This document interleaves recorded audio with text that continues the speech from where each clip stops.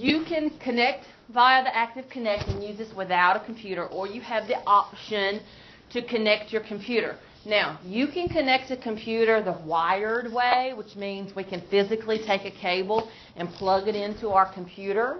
And when I say computer, it could be a MacBook. I know some of you have the Surface, if you have the correct connections on your computer, that where it'll ports that'll fit in. The big thing to remember when you're doing that, when you are physically connecting a computer, you have to have two cables. One cable controls what you see and hear, and one cable controls the touch. So if you are seeing what's on your computer, but you can't interact, you can't touch the screen and interact with it up here, then you're missing, or your touch cable is not connected correctly. So be aware of that. There's always, when we're physically connecting a computer, we want two cables. One to see what's on our computer, one to touch, make it a touch screen. Okay? You also have the option of mirroring your screen, and we'll practice that in a little while. It's called, Promethean puts the word active, A-C-T-I-V, in front of their stuff. So instead of calling it mirroring, they call it active casting. But I understand that you guys have special devices. You don't even have to do active casting. You can do regular Microsoft mirroring. But that means that whatever's on your device, you can show that screen right up here in front of everybody, but you can't touch because it's just showing the screen. Okay, so those are your three options. We're going to start with looking at the ActivConnect part of it, that little box that's mounted on the back of it. That little box is actually an Android device. So if I were to go to the store and buy a tablet, not an iPad, just a regular, probably cheaper version, iPads are pretty expensive, iPads are Apple. If I were to go to the store and buy a tablet, it's probably going to have the Android system on it. I can put the Google Play Store on there and download all the apps that I want to download on it. This is the same. It is Android. We have the Google Play Store on it, so we can go and download whatever apps we want to download on it. Now, remember that not all apps are equal. So you may download an app that someone didn't build very well, or it may not be designed for the version of the Android that you have. So there may be times when you download an app and you say, it's just not working for me. It's not working great. It crashes all the time. You're just going to uninstall that app and find an alternative, okay? The same thing happens on my cell phone. I have an iPhone, and sometimes I will download an app and start trying to play a game, and it's just not working right. It's crashing. I'll go see if there's an update sometimes. Usually there's not. I'll just delete the app and go on and find an alternative, okay? So it's the same thing. And a lot of times you'll hear me say, oh, it's like on a cell phone. If you use a smartphone, using this is a lot like that, or a tablet or a smartphone. Using this is a lot like that. One of the big differences between using this and a tablet or a smartphone, though, you see the shape of the screen up here. Usually when we're looking at our phones, if you hold your phone up, we're looking at it long ways, right? And on this, we're looking at it, I don't know what you would call this, this the different landscape. So that's why some of the apps may not look right. They may be stretched a certain way. It may tell you this app is not optimized for your device. That's because of the landscape portrait type stuff a lot of times, okay? So just be aware of that. All right. I am going to, y'all like my fish, by the way? I like playing with my fish, making them scatter. So I'm going to start with personalizing this. And one of the things I did when I came in was personalize that background. I like my little live wallpaper right here. There's lots of different live wallpapers. You can put a wallpaper on your home screen. This is my home screen. You can put a wallpaper on there that's a picture. You may just find a static picture that you like. It doesn't move. It's not interactive. You also can put wallpapers on there that are animated. They move around, looks like a little video or something. And you also can find wallpapers that are both animated and interactive, where I can touch it and it'll do something, okay? So first thing we're going to do is find a picture wallpaper and put on here. I'm going to show you how to do that. Has anybody done that? Okay, so yes, several of you have done that. I'm going to go to the internet and find a picture. So does anybody have an idea of what kind of picture we might could look for? By the way, Google Chrome has been downloaded on here. That's an app that did not come installed on here. So you can, when we start downloading apps, I'll go through the process in a little while if you've not downloaded any apps. But Google Chrome might be one of those apps. It's one I suggest. Shelly, what's something like y'all were doing? I'm trying to think something thematic, like if y'all were studying like oceans and science or earth. Maybe we could find a background that kind of goes with like Thanksgiving and Native American type stuff. Okay, we'll do that. Y'all notice that this little pink button is getting in my way, so I'm just going to move it out of the way. Now, I'm at Google. I'm just going to do a search. We'll say Thanksgiving. Oh, look, I can't get to my space bar. Has that happened to anybody? It's down far below. What I'm going to do, y'all see the right-hand side of my keyboard? It has a little hand on it if you've never noticed that. I can move my keyboard anywhere around on the screen that I want to move it by picking up where that hand is on the right-hand side of my keyboard. So, Thanksgiving, Native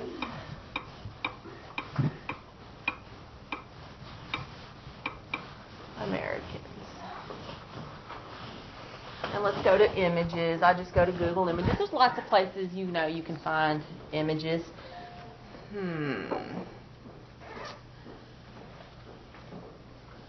There might be one.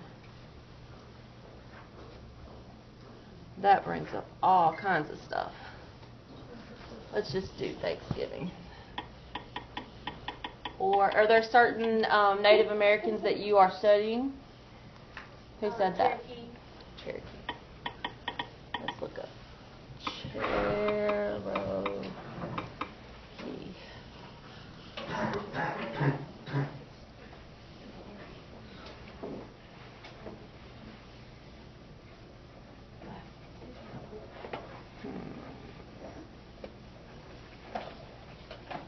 I'm going to click on that one.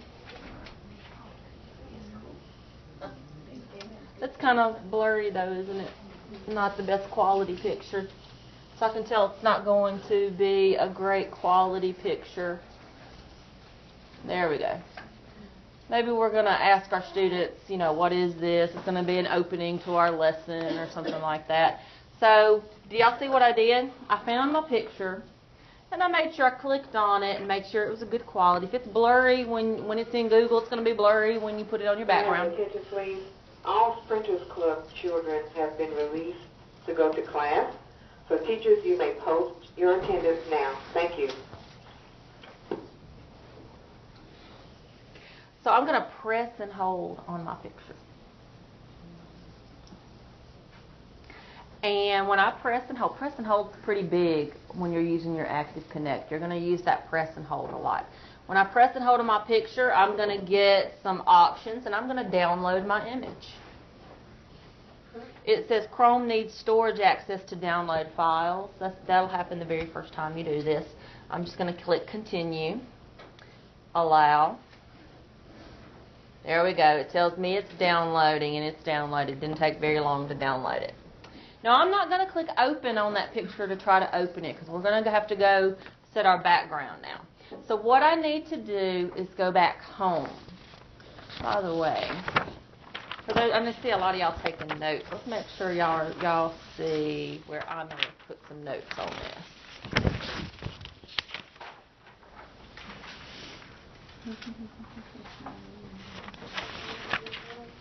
I know I put live wallpapers on the bottom of page 9.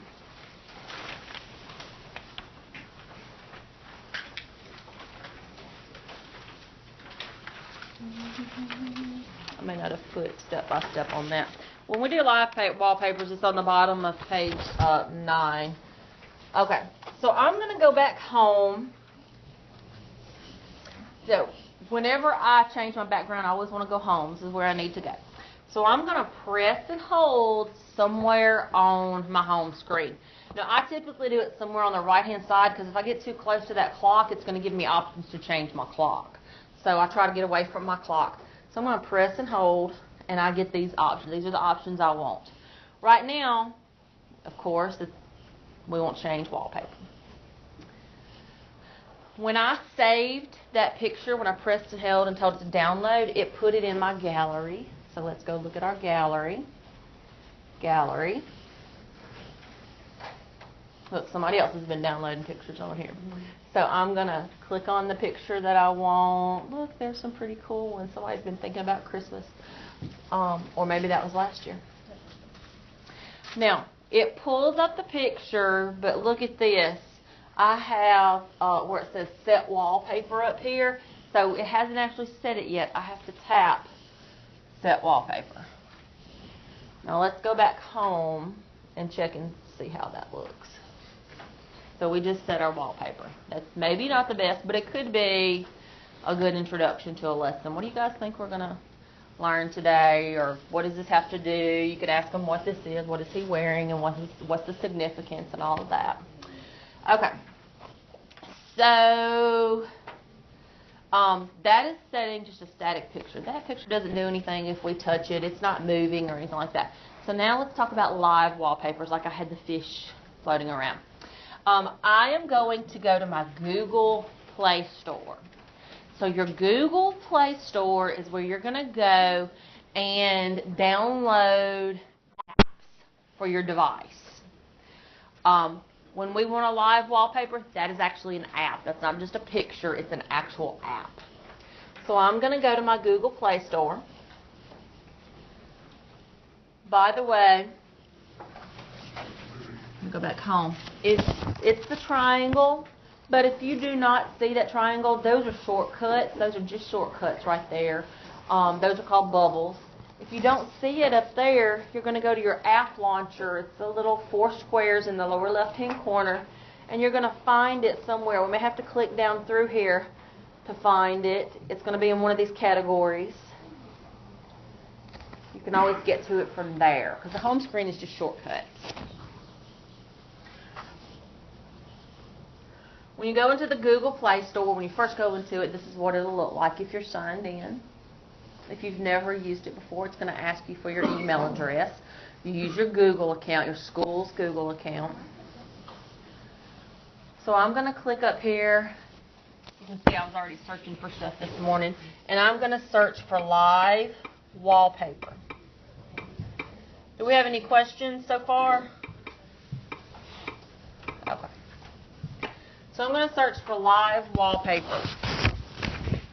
There are lots of different options. You may click on one of these and love it. You may install one and go, let's change that. I don't really like it. I've done that before. I've never tried this glowing live. Let me see. Glowing live wallpaper. I have never tried that one. We're going to try that one. Install. Now, when it installs this live wallpaper, we're not just going to click open, just like that picture. We're not going to just click open. We have to go back home and set our wallpaper. So it's installed. So I'm going to go back home, press and hold, and I'm going to say change wallpaper. This time, it's not in my gallery. I went and downloaded an app, so it's from app. Live wallpaper, and it should be in this list. This morning I downloaded Water Garden. There were already some preset on here. Everybody probably has at least bubbles if you don't have the hollow spiral and black hole. But here's the glowing live wallpaper in that list. And I can decide, do I like that or do I not like that? It just glows. It's not interactive or anything like that. If I like it, then down here, here's set wallpaper. Because it's not set until I click that set wallpaper. I can always cancel out and say, didn't like that, let's go try something else. So now we have that background. Can I get a volunteer to come up here and change this? We're going to go find another live wallpaper. I'm being voluntold. Voluntold. Please come up here. Thank you. So what's his first step to downloading a live wallpaper? Google Play Store. Good job. And I've already searched for live wallpaper, made it easy for him. The 3D aquarium, he wants that one. So we're going to click accept. He's installing 3D aquarium. Now what's his next step? Wait. After it installs, go back home. Yeah. He pressed and held. He went to change wallpaper. We're on live wallpapers. There it is, aquarium 3D at the top. And he's going to click set wallpaper. He did it. He's done this before. I like that one. That one's nice. I'm sorry. You can move the whole background of that one too. Just put your finger up. That was the goal. To get a picture? The fish will run away from you for that one, and you can also slide and move the whole background as well. Oh, You tap the fish and they'll run away. not on the, well, it's not they're- like, oh, there we They're go. in the middle of the class. My middle schoolers love it. They love it. That's a good. And that on that water the one that we had earlier, if you look for that one was called Water Garden. The one I had up here where the fish will run away on that one as well. That one's called Water Garden, live wallpaper Water Garden. All right, can I get a volunteer? I love this one, but let's get a volunteer to come up here and go find us a picture. We want a picture. Let's do a Christmas. Go download a picture. Let's put a Christmas tree up in our room on here. We challenge you, Rhoda. We challenging that school.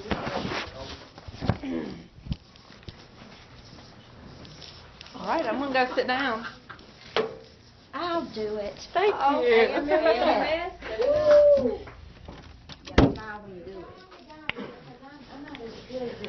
Okay. So her first step, she's got to go find a picture. We're not going to go to Google Play Store. We're going to go to Chrome. So let's go back home. Right here? That's it. So Chrome, yep. Now, since this is Google Chrome, you don't have to actually go to google.com or anything like that. You can just click right up there and type what you're searching for. We want Christmas, right? Christmas. Tree? Christmas tree. And it'd probably be even better if you say Christmas tree wallpaper. Do I need to put spaces? Yes.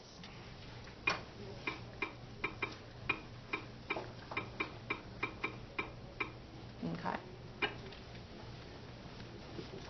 And I usually click on images right there to see more. There we go. So she's going to scroll down through there. Remember what shape of screen we're on. So that first one, this one would have black around the edges. Okay, tap it. Let's make sure that it's not blurry or anything. Give it a moment. Oh, it's kind of, oh, no, there we go. It's a pretty high quality one. So now what does she do? Press and hold.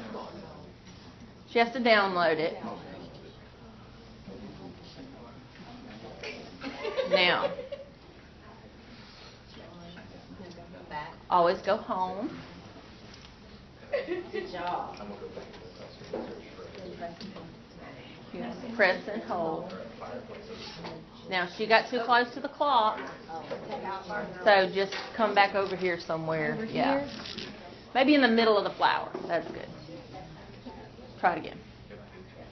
There we go.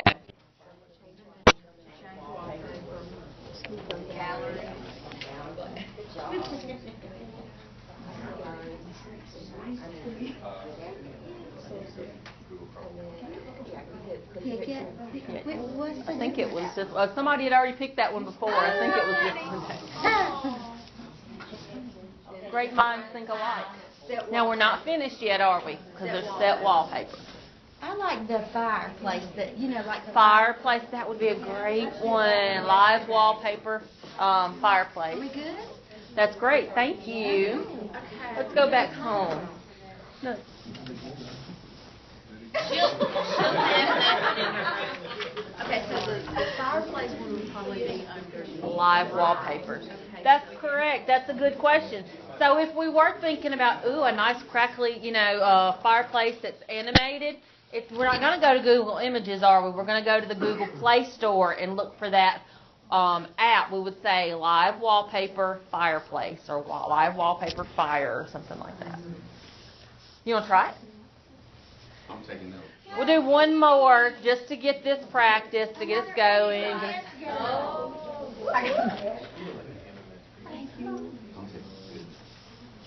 Okay, I need to open, let's see, Let's go back right here. The arrow. There we go. Scroll down to the top so we can search. Good deal. Now click up there.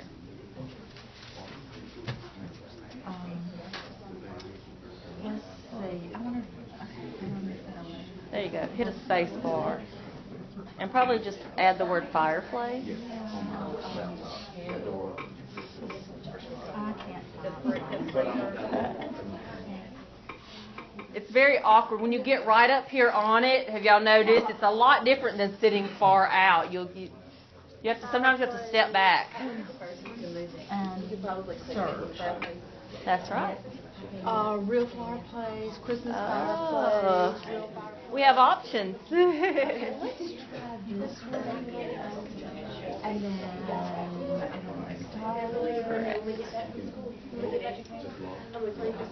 She's installing it.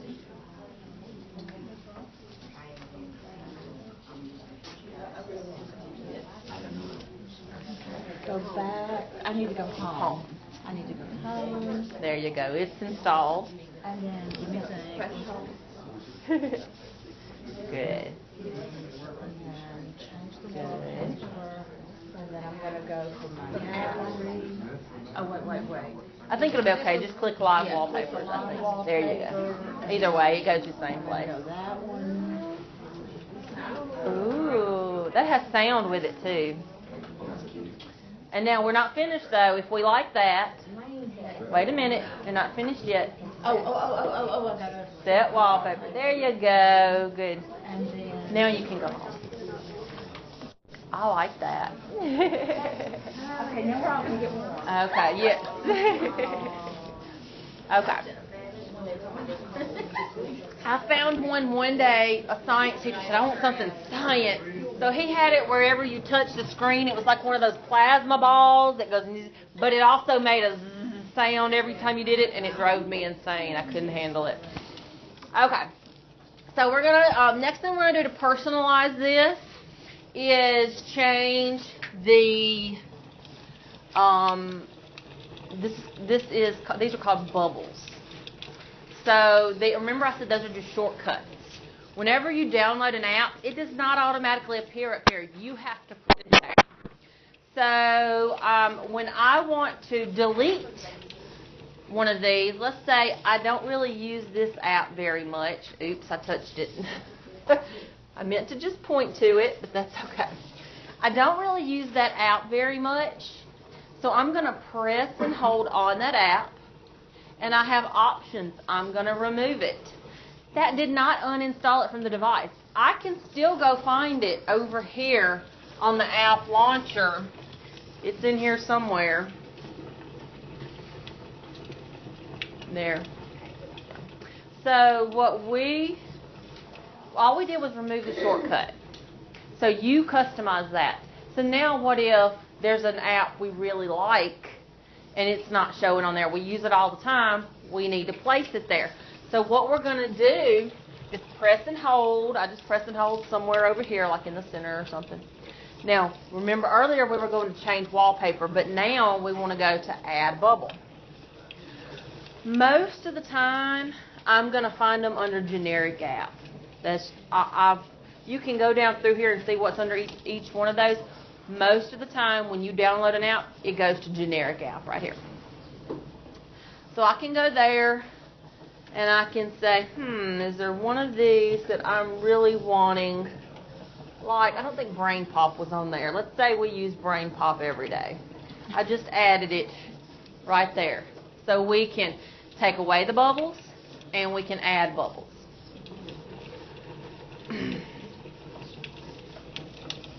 Now, when I pressed and held over here, we've done change wallpaper and we've done add bubble. Now let's look at preferences. I'm going to go to preferences right there. Now what I like to do on the preferences is go to the home screen preferences to make it look the way I want it to look.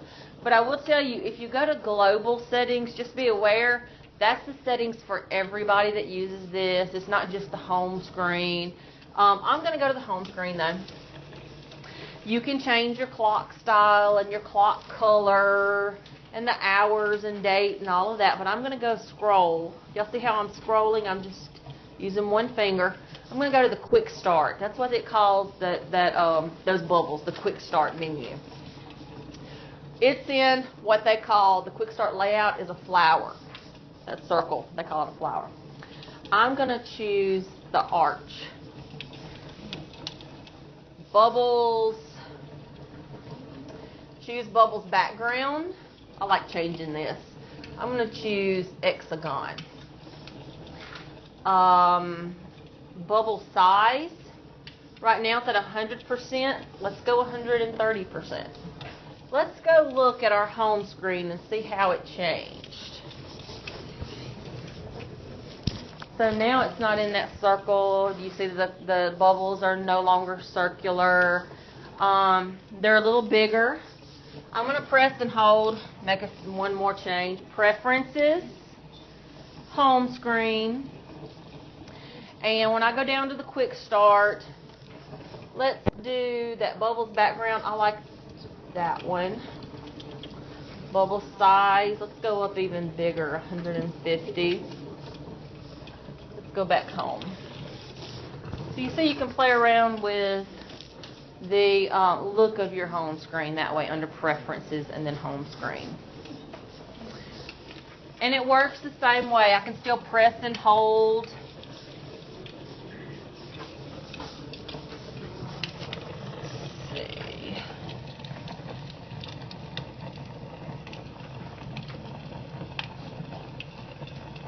Y'all see how I'm pressing and holding and I can move these around? Alright. The next thing we want to do is look at those are just shortcuts. Remember, if you remove them from there, you do not remove them from the device. Let's go over here on the home screen. I went to the little app grid, the 4 squares in the lower left-hand corner. Remember I said when you download an app, it gets put into one of these categories. You don't have any control where it puts it in the categories. However, if you do not like where it put it, you can always move it. You can say, I want all my games to show here. I want all my certain types of apps to go here. You can choose that. So let's say I really want Class Dojo. I really want it down here in these apps. So, Class Dojo, I'm going to press and hold. Press and hold is really big on this. I'm going to press and hold. Now, when I press and hold, I have options. There's uninstall. If there's an app, remember I said sometimes you find an app you just don't like. You don't want it to take up space on your device because this is just an Android device with so many gigabytes. You'll eventually run out of space if you just download app after app after app. So the ones you're not using, you don't like, you can uninstall. Press and hold, and then uninstall. Now, I'm not going to uninstall. When I press and hold, instead I'm going to go to the icon and drag it over here to a different category. Now, it is located in this category, Class Dojo moved. Did y'all see how I did that? Let me get a volunteer to come here and move another one. Come on, we got to practice. I like people to get up here, somebody to do it besides me. Okay.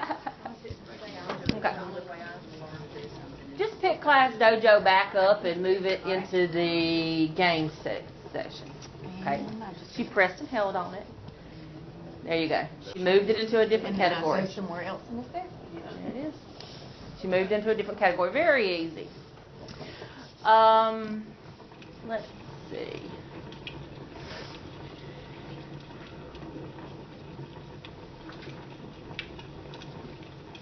I want y'all to look at some of the apps that are on here. So, the Google Play Store.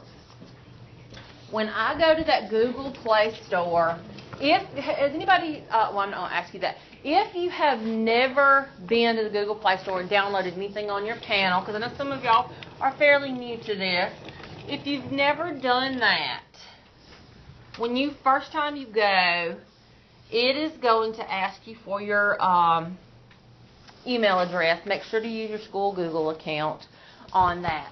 Now, I will show you, whenever we are on a mostly Google products, but a lot of actually online tools and computer tools, if you see 3 horizontal lines, that means there's a menu there. So I see 3 horizontal lines, so I'm going to click on that. I just want to show you that because there's where I can see who signed in right here. If you're wondering, did somebody else come in while you were absent yesterday and sign in? Because, you know, you can always come and look at that right there. Also, I really like that I can go right down here and there's redeem. So there may be apps that you like that cost a few dollars, that cost money. Sometimes you got to pay for something really good. You know, we go to Teachers Pay Teachers and all that. Sometimes you may find an app and you're like, well, I really want to be able to purchase that. Don't put your personal credit card or debit card on the board at school. So what you're going to do is go to Dollar General or Walmart or somewhere, go to the gift card section, and they have Google Play Store cards there. You buy them in increments of 10, 15. Well, I'm not sure about 10, but I know I've seen $15, $20, $25 and up. So you could ask people for that for Christmas, I guess. But get a Google Play Store card. And when you get it, you're going to come to this little menu button and go down to Redeem. And that is where it's going to let you put in the code to that gift card. And that money that you purchased at Dollar General or Walmart or wherever will go onto your account. And then you can go purchase apps that cost money instead of getting the free apps. Now, there are lots of free apps, good free apps on here. Don't get me wrong. I'm really glad a lot of the apps are free. But sometimes you may hear of a really good app that costs, $2 or $3. Okay, so when I want to search for an app, I go right up here to the search bar. Just like we were doing live wallpaper, I can search for my apps. I have my basic ones that I suggest on page 9 of your handout. Puffin Browser. There are certain websites that use something called Flash. And like a lot of games, there's some good educational games out there that you might like your students to play, but when you try to pull it up on Google Chrome, it just won't work. The Puffin browser uses Flash, so you can go to those games and students can play them. So I suggest getting the Puffin browser. I also suggest getting your Google apps like Chrome, I said, Google Docs. If you use Google Slides, which is like a PowerPoint, get Google Slides. The Google Drive app. Does anybody use the Google Drive to store documents?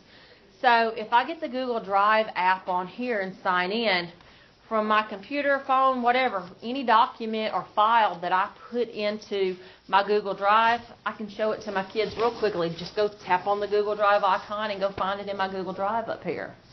So I have done that a lot of the times before. I don't use Microsoft Word. I know you guys do a lot of Microsoft, but I tend to use Google Docs a whole lot. And so I would create my tests in Google Docs. I create my study guides in Google Docs and all that. I can pull them up right up here. I also may put pictures or videos in Google Docs that I saved. I have Google Drive on my cell phone. You can get the Google Drive app on your cell phone. So if I take a picture of something that I want to show my students, I could hold the phone over a worksheet. If I don't have a document camera, hold the phone over a worksheet. Take a picture of it, put it in your Google Drive on your phone, and it appears on your Google Drive up here. So I suggest that. I also suggest the Microsoft apps like Word. There's a Word app. There's a PowerPoint app. The reason why I suggest getting those is because you can open up, if you go to your Google Drive, or even if you put a Word document or a PowerPoint document on a jump drive. You can put in that jump drive up here, and it'll open it in that Word app. Okay. PDFs, I see like worksheets that are PDFs. I suggest getting the Adobe Acrobat app. That's another basic one I suggest downloading.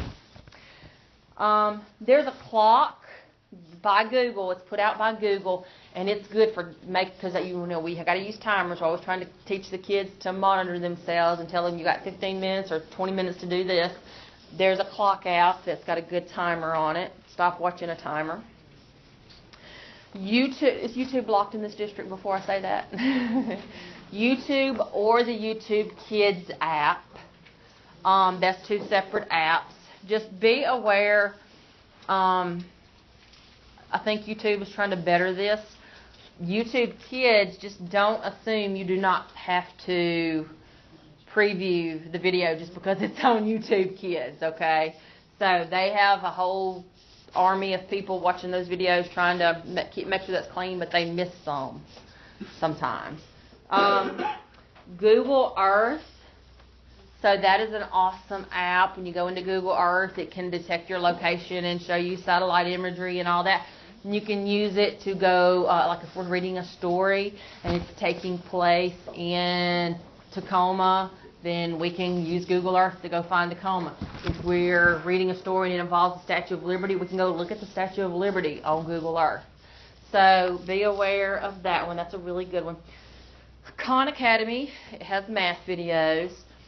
For younger students, and for elementary, I have PBS Kids video is a good app. Starfall, Epic Unlimited, you can get free digital books. Class Dojo and the Duck Duck Moose apps. That's a whole series of apps. Duck Duck Moose are fun little games. Like Moose Math, Pet Bingo, and Trucks. So those are just some that I suggest. Do any of you have any to add to other people that you say, hey, I've been using this or that app, it's really fun or good? Okay. So I will notice on here, here's my fireplace again. Y'all get warmed up again. Okay. Class Dojo, we did mention that. Somebody's already put that and Google Earth on here. They've also put, let's just want to see if, there's Google Street View, which is a good one as well. It's similar to Google Earth, but Brain Pop has a free, or Brain Pop Junior, I know, has a free video every day or every week.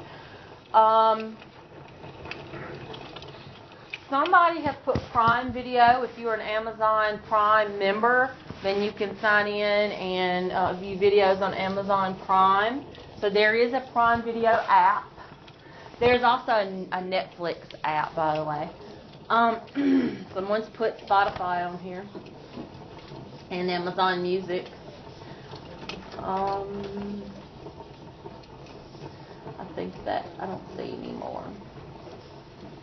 All right. Any questions so far? All right. So we're going to move on from downloading apps. Well, I do want to show you. I did want to show you that Puffin browser real quick.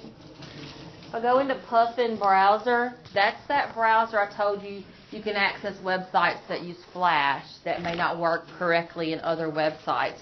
So I have on the very back of your handout, some interactive sites. Oh, this is just introducing me since it's the first time it's ever been opened on this device.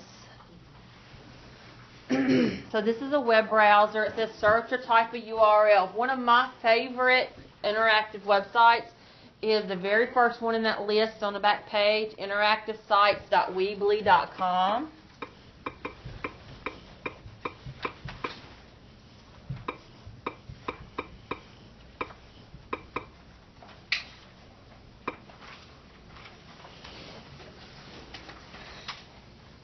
The reason why, does anybody use this site? The reason why I like this site is because it divides it into subject area. These are interactive games, fun games to practice skills. It divides it by subject, and then it divides it by topic within that subject. So if I go to English Language Arts, then I get all these different topics within English Language Arts. So I'm going to do capitalization. And then we have some games that practice capitalization. So I'm going to go to this one.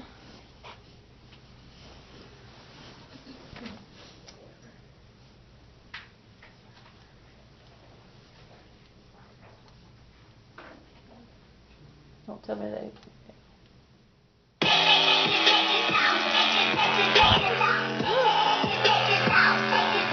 It's got good volume, huh? Good audio.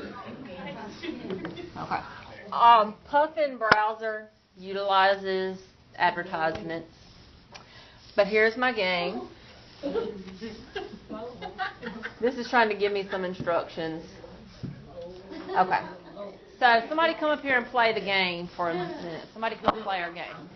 Remember, I didn't have to develop this. I just had to go find it on the website.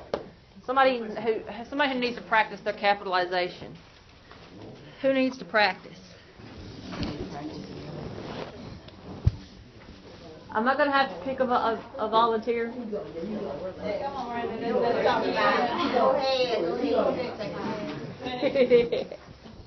So press play. Let's go. Which capital letter is missing? So press start. I better not get this wrong. Go ahead and press play. Okay. So we have a sentence across the top. Which letter should be a capital in this? I guess this is the name of the paragraph. So press which lady has the letter. Good job. So hit next. Let's get one wrong. Go ahead and get the next one wrong.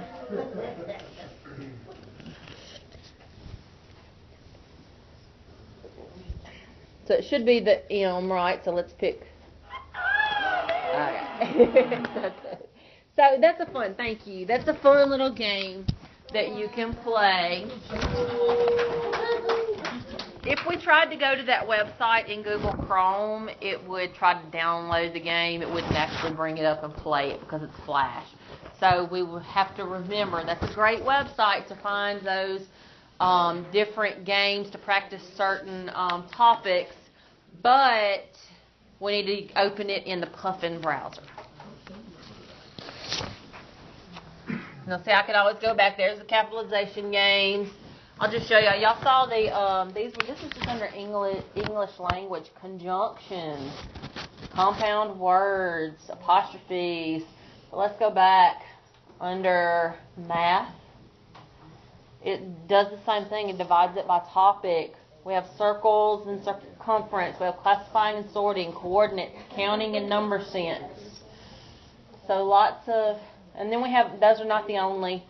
We even have art, music, social studies. We have brain teasers and holiday games on here. Haven't looked at holidays.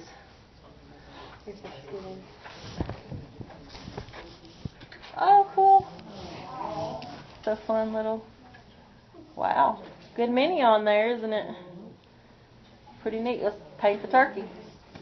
Okay, so y'all have any questions about that? Remember to download that Puffin browser.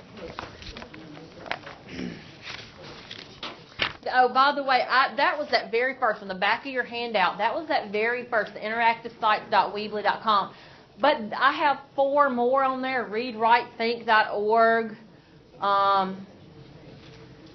Top Marks. The UEN is the Utah Education Network, has some good ones, and it divides it up by grade level on there. Showdoor is math, so you might want to check those out as well. Let's see. So the next thing I want to show you, I'm going to go all the way back to page 2. At the very bottom, there's some little icons down there. When I touch the bottom of the screen or I swipe up from the bottom of the screen, there's where those buttons are. Now, you can always hit the little down arrows and hide it again real quick. It'll go away after a few seconds, though. But we have volume on there. Of course, we're probably used to using the volume here. That's fine. We also have a back button on there. The home button, that's the circle, is home. So you have multiple ways of getting back home. The one button that I use on here is that square. So if I swipe up and go to that square button, that shows me all the apps that are open, that I have open on my device. I have to do the same thing on my phone. Sometimes on my phone I have to press that home button twice, and it shows me all my open apps, and I may have 30 apps running at one time. Sometimes an app may freeze. If you just exit out of it, it didn't really close it. It's still running in the background. You need to actually close out the app. So we have a button right here that'll close everything down all at once. Or you can go down through here. You can either swipe or you can hit the X, either way. But you can either do them one by one or just hit that app and it closed out everything. It's kind of like a refresh.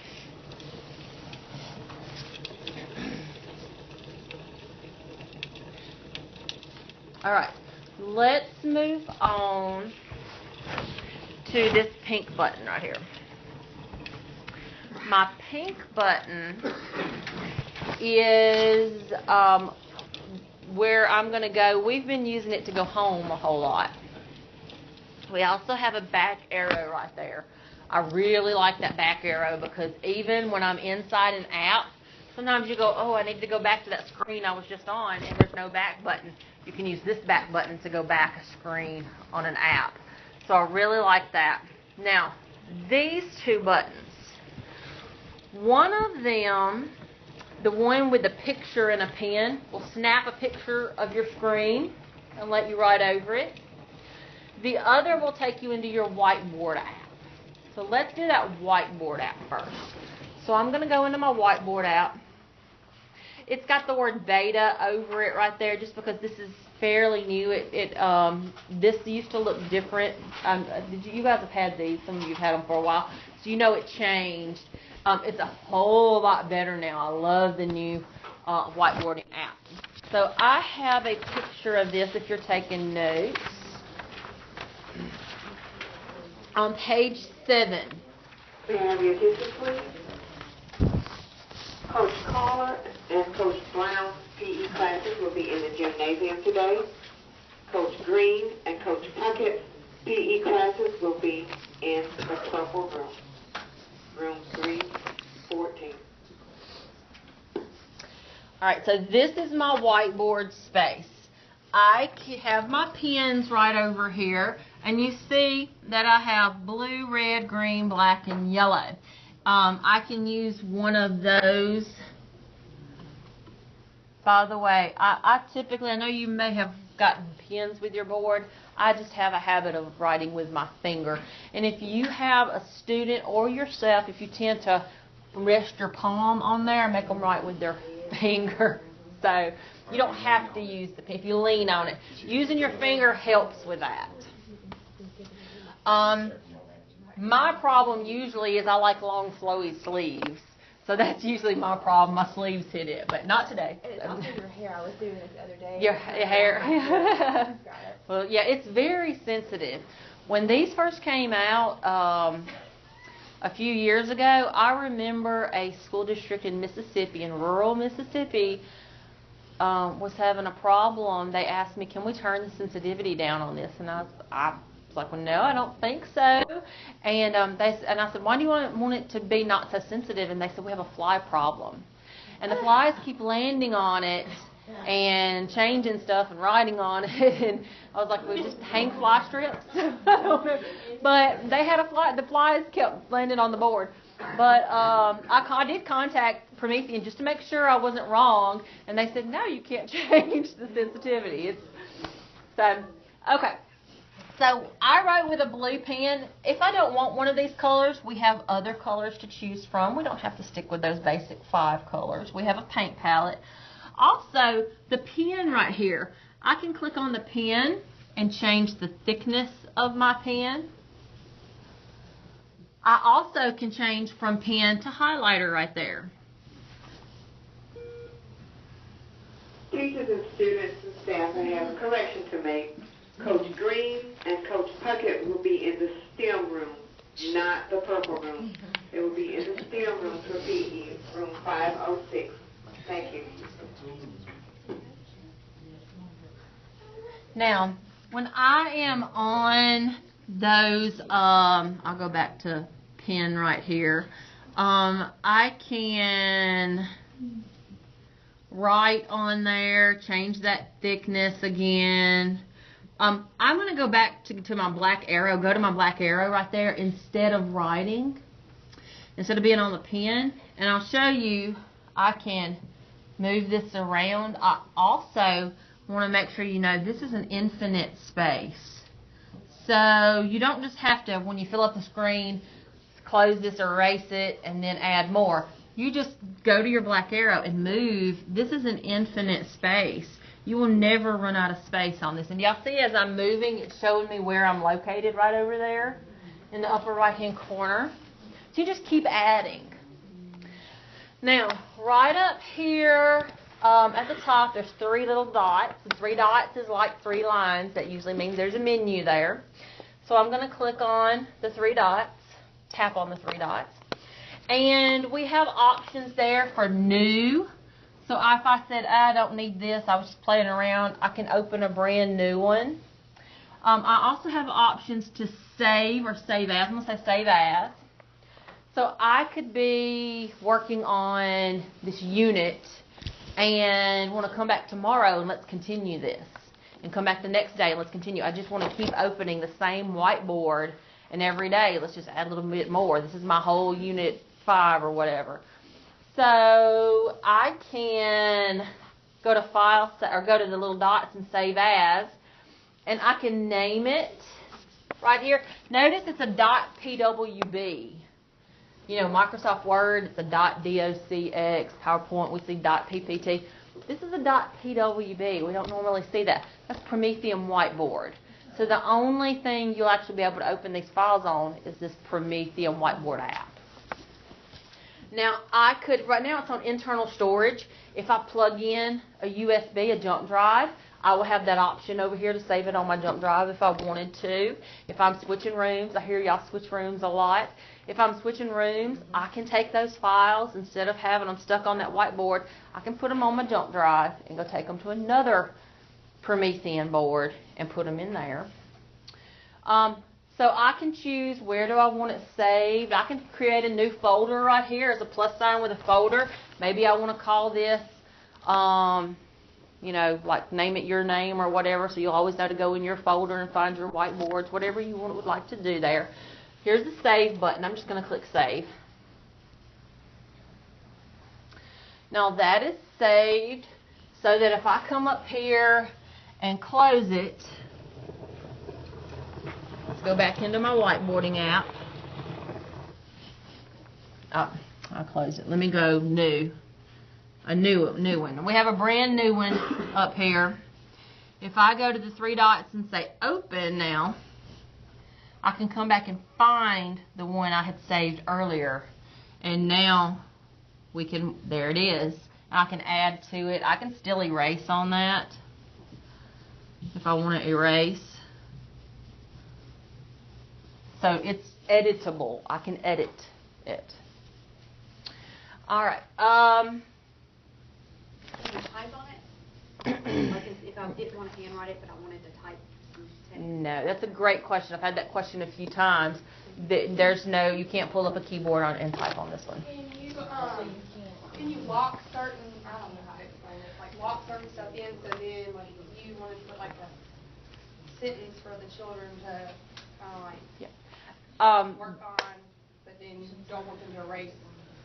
We could use dual screen to do that. I'm going to show you dual screen in a minute. Just think about that question when I show you dual screen in a minute. You could, though, bring up Google Docs, download that Google Docs app, and type into that and have that app open. You won't have your whiteboarding app open, but you could type into that and then take a screenshot of it. Remember we have that screenshot? When you take a screenshot, it pulls it into your white space. That's why I showed you the white space first, because when we take a screenshot, it's pulling the picture into here. So go type it in Google Docs and then screenshot it and it'll pull it into here. I have a question. Yes. For the screenshot, if I had something under a document camera though, like if they created a foldable or something and I put it under a document camera, could I screenshot that and still write over it? You can do that. Let's see. As long as you have this pink button still showing, and you do still have that showing. When most of the document cameras that I've seen, you do still have this showing. So it does not matter what's on here. If it's from the document camera or whatever, hit that screenshot button and it will take a shot of that screen. Pull it right into here. So could you screenshot your whiteboard there and then put it up there and then let them write on it without erasing the stuff that was in the shot? That's a great idea. Yes, you could do that. So you would write the sentence or whatever, screenshot it. That's a great idea. I like that. I've not thought of that. I've got to share that with other schools. Thank you. That's a good idea. Let's try her idea. So she is wanting to be able to write a sentence. You know, we might write a sentence or a math problem or whatever, but something that she is wanting to stay the same, and the students come to the board and be able to annotate over it. And you know what happens when they get up there and start messing up and they try to erase and they erase your original and all of that. So let's write a sentence.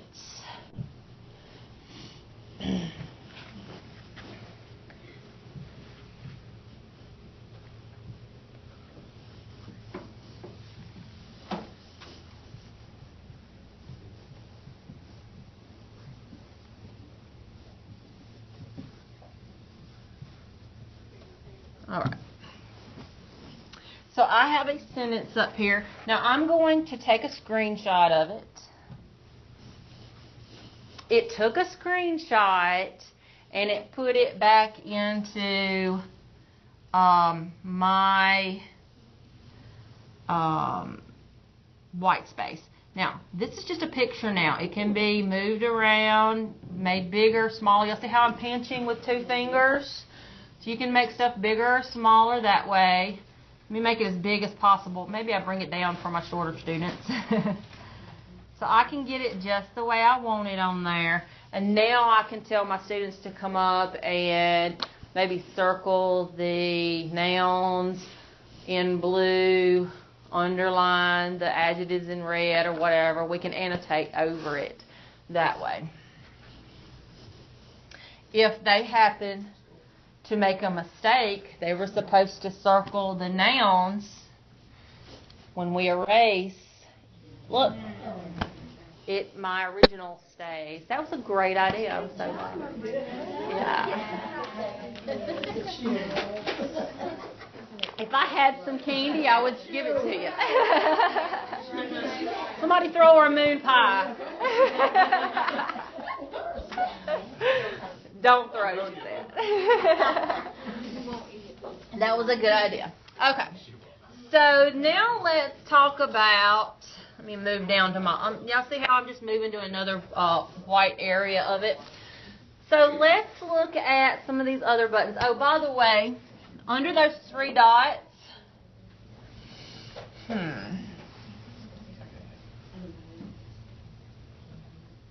there is the option for toolbar position. If it's uncomfortable for you on the left-hand side, the way your room is set up, if it's better on the right-hand side, move it over there. You can always switch that toolbar position. Also, let's look down at the, I think it's the 3rd button down. It looks like a hashtag. I call it a pound sign. I have to remember it's a hashtag now. Everybody knows it is a hashtag. When I go there, that's my paper backgrounds.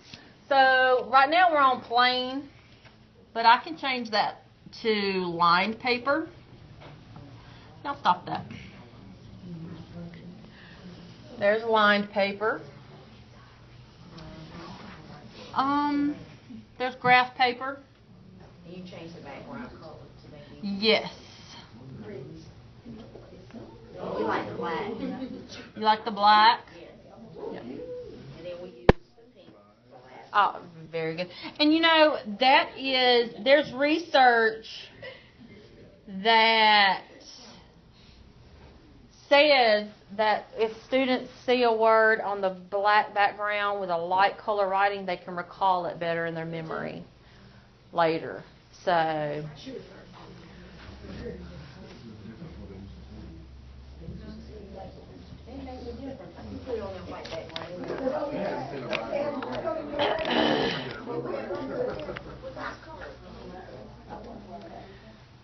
you can change that at any time. If you suddenly decide you don't like that, we can always change the background. I can even take the lines away after I've written it. It doesn't change what I've written on there. Okay, the next thing I want to show you is the little, it looks like an image icon. So when I go into that image icon, there's my gallery. That is where I can find those pictures. Remember earlier we went online and we pressed and held on a picture and downloaded it. So those same pictures, if we're putting together a lesson for our students, we could put our pictures about whatever we're learning into that lesson. We could pull in our house, what were the American Indians housed in, and pull in all that kind of stuff, match them up. Yes. On our board, in this, we have the gallery. We also have charts and templates. And we were wondering if we could add more templates. You cannot. I was wondering why those are missing from here. I was like, well, if they don't have them at this school, I don't want to mention it. So you guys have the charts and templates. Awesome. So you can't add more of those charts and templates. You could go and, like we've talked about, screenshotting it from another app and pull it in that way. Or if you found a good graphic organizer that's a picture, press and hold, download it, and it'll go into your gallery then. Okay. Those charts and templates. What we're talking about, if you haven't found those yet, when we go right here, instead of just the gallery, there is another button right here that says charts and templates, and it's got graphic organizers. You've got the Frayer model organizer, you've got webs and all kinds of T-charts and stuff like that on there. Those organizers, when you tap on one, it'll go just like the picture does. It'll insert right into here. When you write on that graphic organizer, when you move the organizer or resize it, the writing resizes with it or moves with it. It's pretty neat. So I could do one Frayer model about one vocabulary word and then move it on over and do another vocabulary word and say, what's an example, a non-example. Here, let's go find a picture and put it in there. We can do all of that, those types of things. Can you write on top of that picture? Yes.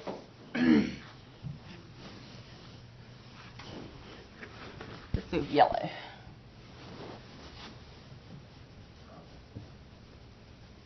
suppose that should have been capitalized. Now look at that. My writing moved and resized with the picture as well. Same thing happens with graphic organizers, happens with the pictures. Pretty neat.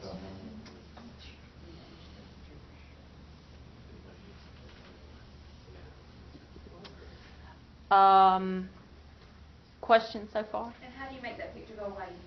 Does it go away? When you tap on an object, the red trash can appears, and we can delete it. And if I go, oh, I didn't mean to delete that, we do have an undo button down here. We have undo and redo down at the very bottom.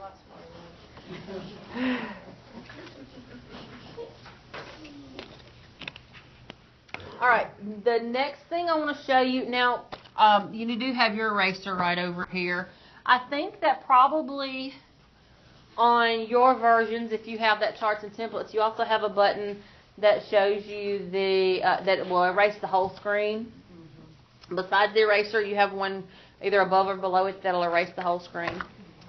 We also, by the way, under these paper types over here, since y'all mentioned that yours is different, you probably have more paper types than this. Like there's kindergarten or primary, what they call primary writing paper, different types of writing paper. So check that out as well. And here's our math tools down here. And dual screen's missing too. Here's our math tools down here. So I have my ruler, protractor, set square.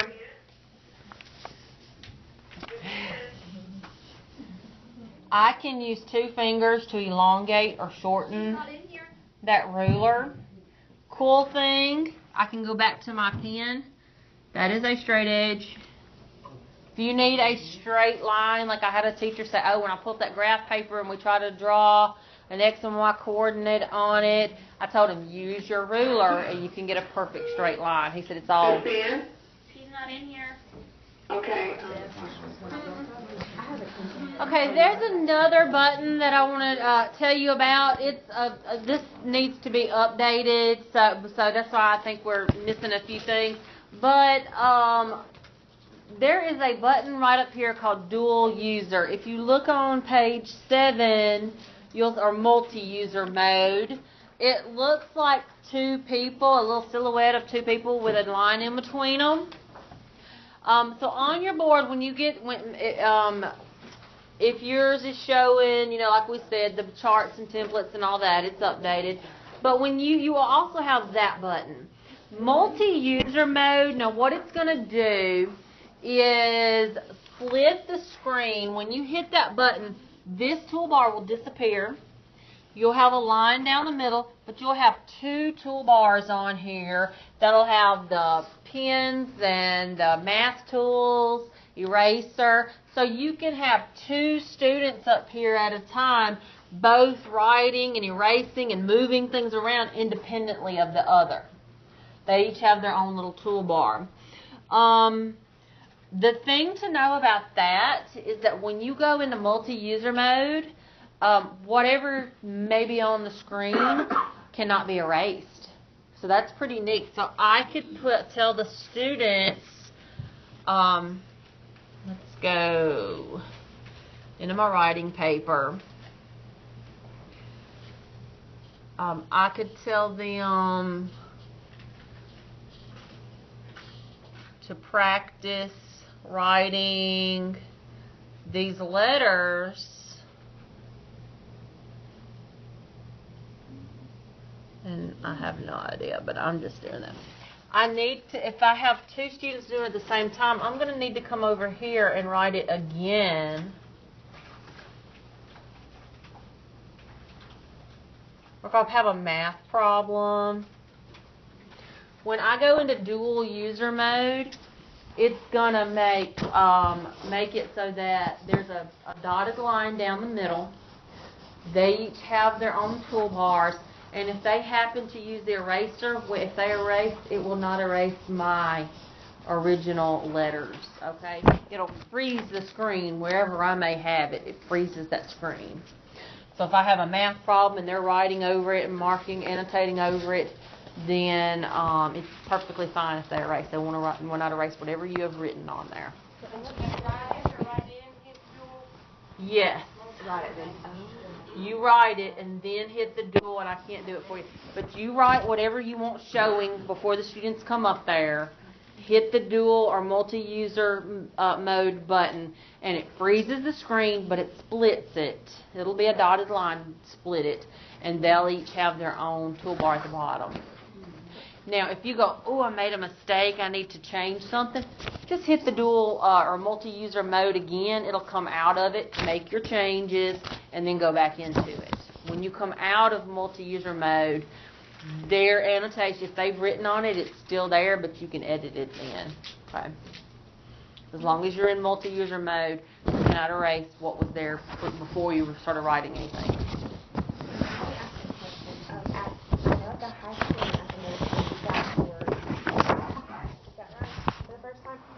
I know my board at the high school and at the elementary school is the old board. It doesn't have it. Is there an update to it? Can we update? That's correct. If when you go into whiteboard and it's the old one that doesn't have very many tools, or when you hit whiteboard, it just needs to be updated. Do you know? Do they mind if the teachers do the updating, or? I've had our student help desk. Mm-hmm. The high school students that come to me, I've had them start with our third grade, and their assignment just for that day was to go classroom to classroom and run the update. But is it okay for me to show them what they do you think? Okay, let me just show you. You can do it yourself. It's really simple. So if yours is not the updated version, then you should be able to go to your little apps button. It's an app that we have to access. So I'm going to go over here to find my apps. Down here in the very last category, it's settings. If I go into that settings category, there is an update app. When you go into the update app, choose online update.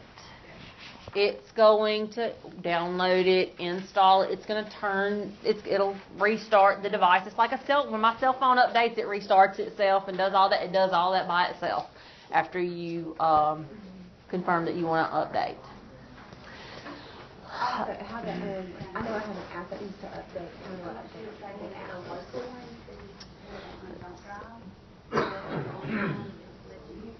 That is all done from the Google Play Store. Okay.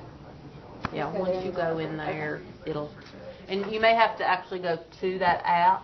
Okay. So you could search for the app, and then just get it. So just like a file. Okay. If there's an update, it will let you know. As the app put out an update, like on your phone, is it automatically going to pop up there? Can you set it to automatic update? Let's see. That's a good question. That's a good. I think Google.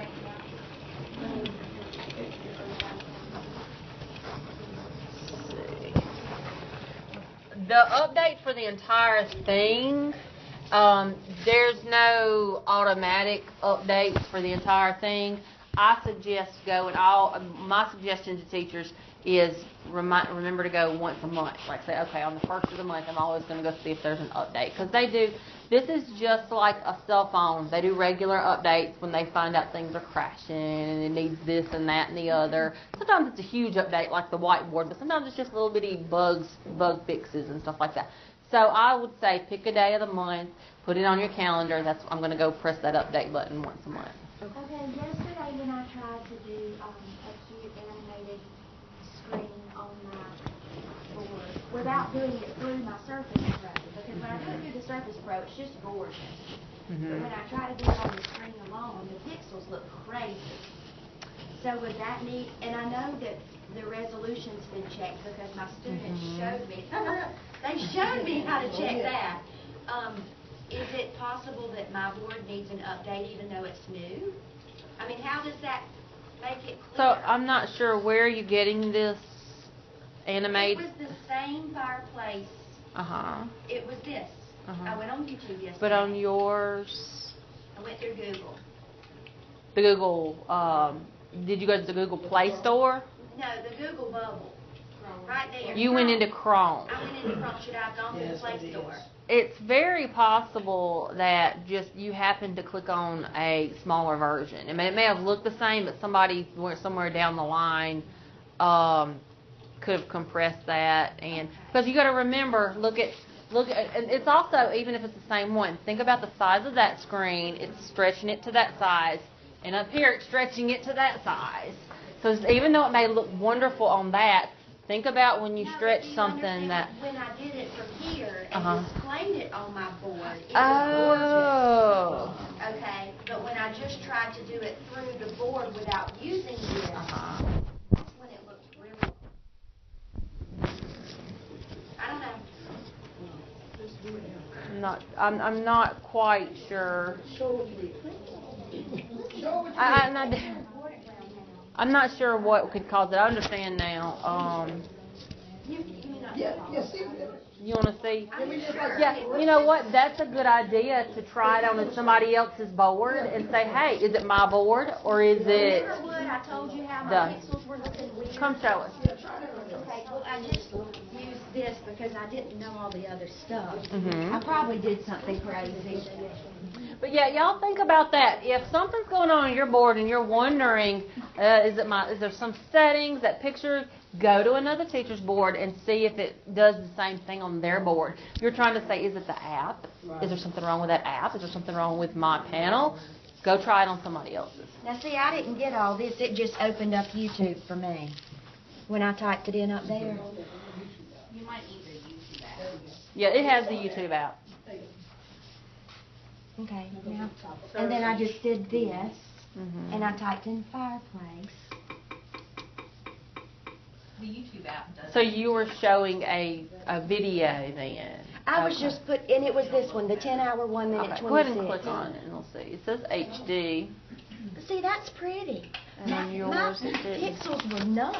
Yeah, download the YouTube app. Okay. Isn't it nice? That's it. Y'all figured it out.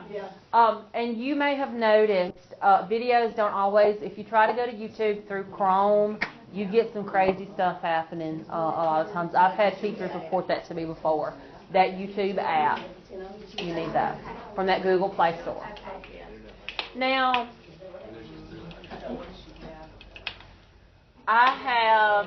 we have a video playing. Let's see. What you need to get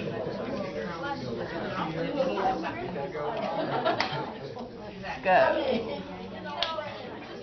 Side note about the plan, that 10 hours of fireworks video, that's gonna suck up a lot of that.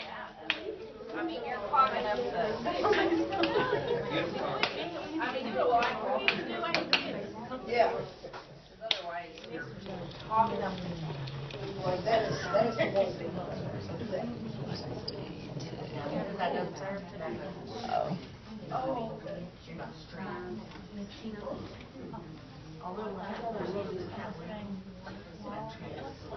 Oh, now look. There we go. That's what I want.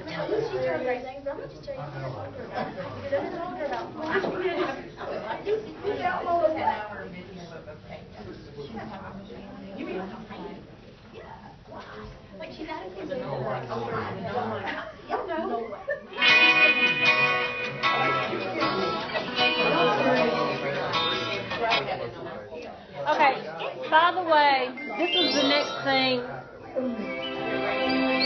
This is the next thing that I wanted to show you guys. I had set up. I was going to show you that YouTube app next. I do want to point this out. So I'm in the YouTube app. Didn't go through Chrome. I went through the YouTube app. I'm playing a video. At any point, let me go full screen.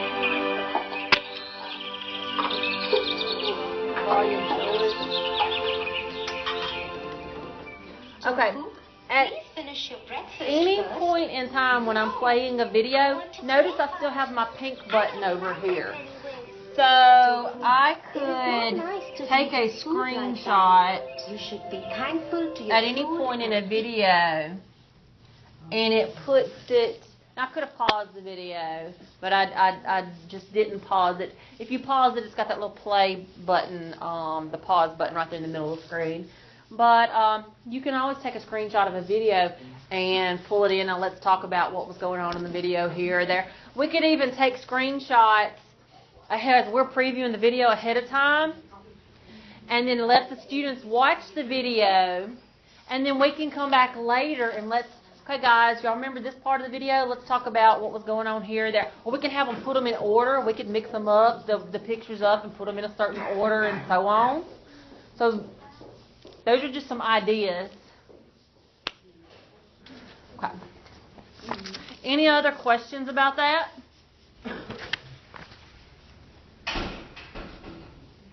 Now, I had a question over break, and I want to go back and touch on that.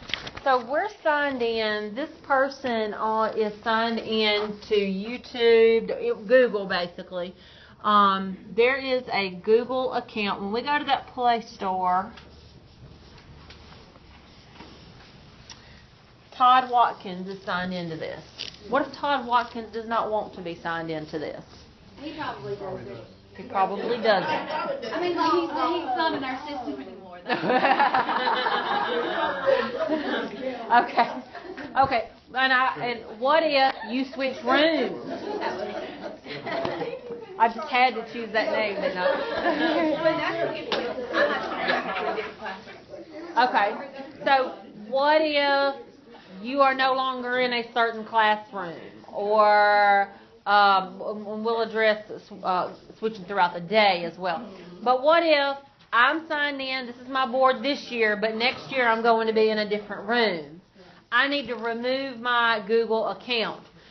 So what you're going to do, you can't just click right here and then sign, or we can sign into different people right there. But that's because there's multiple accounts. What we're going to do is go into settings. So I haven't addressed settings yet. When I go down here to my 4 little dots, my app launcher is what it's called. And my last category is settings. Earlier I showed you to go to update, but now we're going to go to settings right here. Now, what I am looking for in settings is right here. So, right there. I was looking in the wrong. So this is. I'll tell you this. I get this confused. I have to go. Is it users or is it accounts? Because I get those. Those sound similar to me. If I'm looking for to delete my Google account from this device, I go into accounts. It keeps. You see, somebody has signed into Prime Video on here. It keeps that data. Somebody has signed into Opera. Somebody has signed into Google on here. There are certain accounts. Whenever you go into different apps, certain apps, it's going to keep it on the device, so you're not constantly having to sign in. But you may not want it. This person may not want their Prime Video account to stay on here. So what we do is I'm going to click on Google. For Google, it has 2. It has Todd Watkins and Sarah Finn. If Todd Watkins no longer wants his on here, we're going to click on his. We see there's all kinds of options here. This person may say, yeah, I don't mind my account being on here, but I don't want people to be able to go to my Gmail and read my email. You can turn just email off, so it's not on that board for people to read. Or you can turn the drive off, contacts, and so on. To remove it, I'm just going to go to the 3 dots up here. Cancel, because I'm not removing it. But 3 dots, there's remove account. Okay. That's how you do that. Yes? Can you tell them about the passcode issues too? One thing we've run into is a staff member will put a passcode on their user account. We do not suggest putting passcodes. But it's the owner user account, which means nobody can use the board until you figure out the passcode. Or you have to factory reset it. So then we have to dismantle it and factory reset it, and it's a nightmare. Okay. So she had asked a question. I said, we'll discuss switching rooms at the end of the year, but what if we switch rooms throughout the day? You can have multiple, remember I said accounts and users. So we were in accounts, but you can also have multiple users on the device. If you share a room, You may like certain apps and have certain, remember we did the shortcuts, the bubbles, and you may want a certain background. And the teacher that comes in the middle of the day and teaches the rest of the day, they don't want those apps and that same background. So that's why we can set different users on here. So to set a different user, of course there is users right here, but what I'm going to show you, when we swipe down, maybe I have to swipe up and then swipe down. Yeah. Y'all notice when I touch the bottom and those little buttons appear, I can swipe down up here and I can see all my activity. I didn't know you could do That's that. the it's like on a phone, the notifications. So I can say, yeah, I can look what I can clear out my activity if I want to do that. Or if I'm trying to decide if something has downloaded, I went to the store, let me see if all those things I tried to download have actually finished downloading. I can go here. Also, if I put in a jump drive and I want to eject it safely to make sure all my files are not corrupted, there's the eject button right up here under notifications as well. But what I want to show you is right up here, there's a little silhouette, person silhouette right up here. I have to touch it twice. I forget that I had to make myself memorize that. User. Had to do it twice. Now I can see all the users on the board. Right now there's the owner. And that's what she says the problem. If anybody ever puts a passcode on that owner, the main account, you have to factory reset it if you can't figure out that password. So, and that's a big headache because you have to actually take it down, put paper clips and all kinds of stuff in to do that. So, now, let's say, okay, I'm not going to mess with that owner account then. I want my own account. If anything gets messed up, it'll be my own account, okay? So what we do is click Add User. And it says when you add a new user, that person needs to set up their space. So we're going to click OK. It's switching to the new user. Okay, we've got a new account now. Let's swipe up. Now let me tell you, if you want that account name, so it's just not named new user, that's when we have to go to those settings. It's setting up the account for me now. It's just like from the beginning.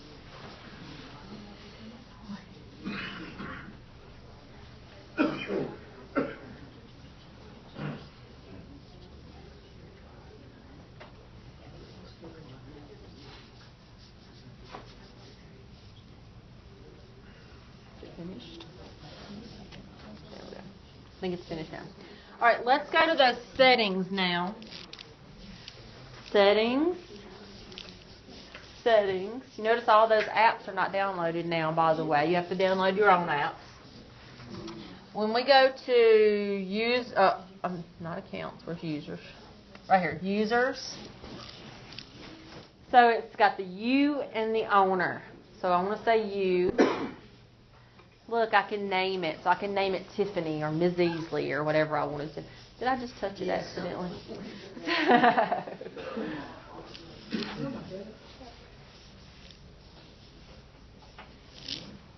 I'm right-handed. It knows that I'm right-handed. So I could name this. Let's click on that. I'm going to name it Teacher.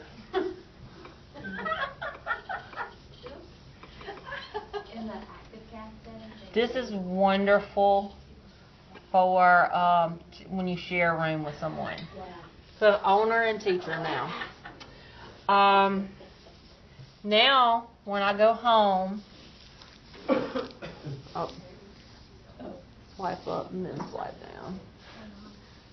2 times. That user button, I didn't do it fast enough. 2 times. Now there's teacher and owner. If we add another user, their name will be on there too. We can switch between those users. Okay. So if you put a passcode on, it'd be best to put it on the new account that you created. Yeah, not the owner. Good. And y'all see this is cleaned up now. Now we're ready to go add our bubbles and add our apps and sign into Google and do all that kind of stuff. Change our background and so on. Another teacher comes in, and that's why I suggest setting a background. If you share a room, you can immediately walk in and know if it's set on your stuff or not. and you can switch to your stuff very easily. Okay. Any other questions about that? Good. You want to show them how to passcode, or you don't recommend it, so we're not Um, Whichever. I think it would be nice to know how to at least unpasscode if people haven't passcoded. You have to factory reset. Well, like if the owner knows the passcode and they want to undo it, but it's not recommended. Oh, okay. I've never done it. Yeah. But for turnaround training, that would be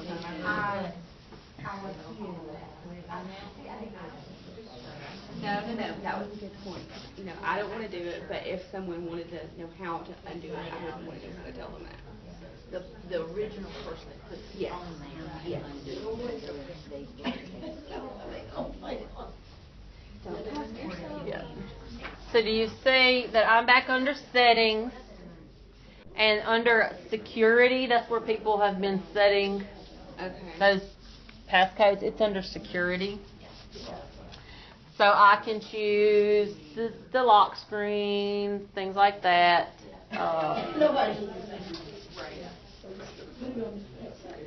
Password, no. Smart lock. It's not giving me that option. So. They might have disabled it. I think If they have. Yeah. I've just seen so much trouble with that that I say let's stay away from that.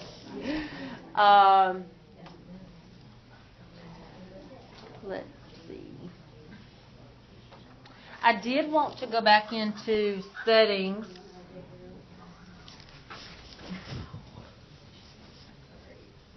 And point out, so are these on Wi-Fi?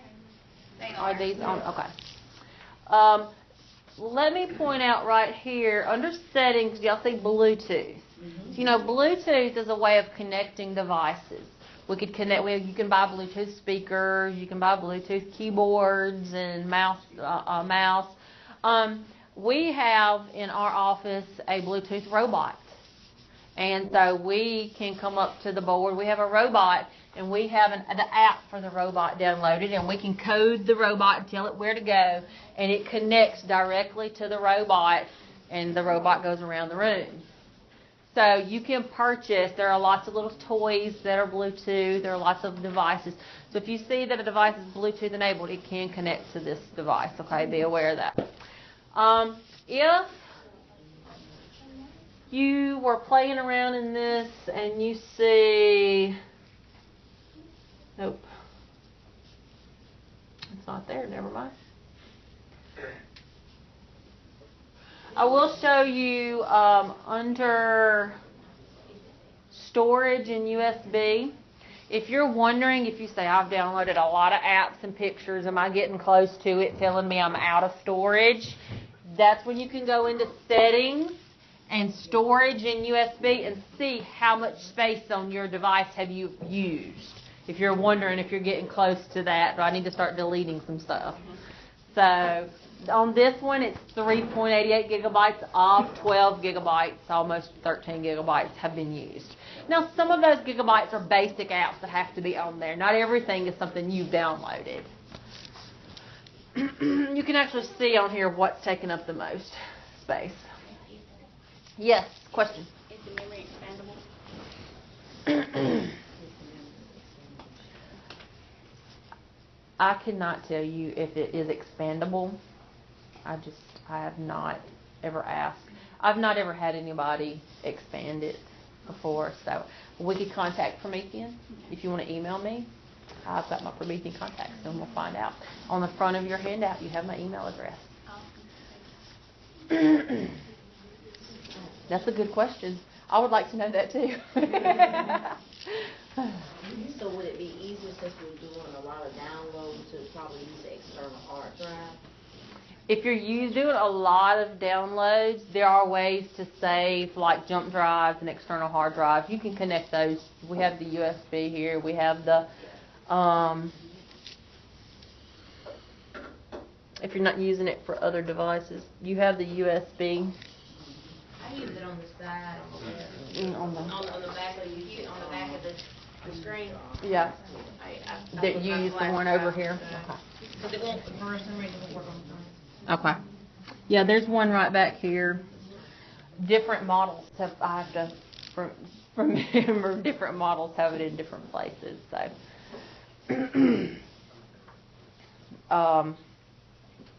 That's another way to save space right there. You're not going to download apps to that, but there may be, as you're saving your whiteboard spaces and things, pictures and things like that, you could always do this. I also want to show you the Explorer app. Where is that? Right here. So the Explorer app, it's, if you're on a Windows device and you need to go find a file, you open your Windows Explorer and it should browse through all your files and folders and stuff like that. You can do the same thing on here. That's what that Explorer is. So when I go into Explorer, if I've put a jump drive in and I want to go look at my files and see what's on that jump drive and open up something, I can go to my Explorer and do that. Now right now, let's see, I can go to my internal storage and look at stuff on my internal storage. If I plug in a jump drive, it's going to show right over here, and I can click on it and go through the files and folders on that. If I want to move a file, let's see, download. Teachers, please excuse this interruption. Beginning with the next PE classes for Coach Green, they will be outside. That's beginning with the next PE classes for Coach Green's class, beginning with Mr. Morris and Ms. Orr, will be outside. And be sure that they wear their jackets back. You're on the new account, right? You're right. Thank you. I was wondering where my file was from earlier.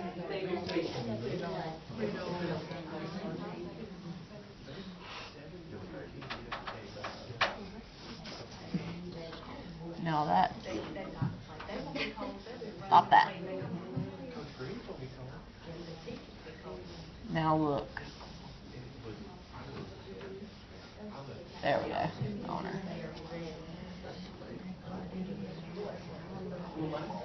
You'll see how quick well, after I actually touched it, that it switched to that other person. Okay, I'm going to go, actually what I'm going to do is press and hold, add a bubble, and let's go find that Explorer app. I think I clicked. I got to stop trying to stand to the side. I keep clicking the wrong thing.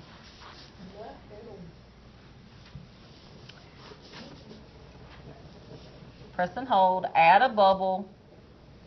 I keep clicking the wrong thing even when I'm standing in front of it. Generic, that's what I want, generic. Right there, there's Explorer. The Explorer app just appeared up here. When I go into that, go into my favorites. Let me go into my internal storage.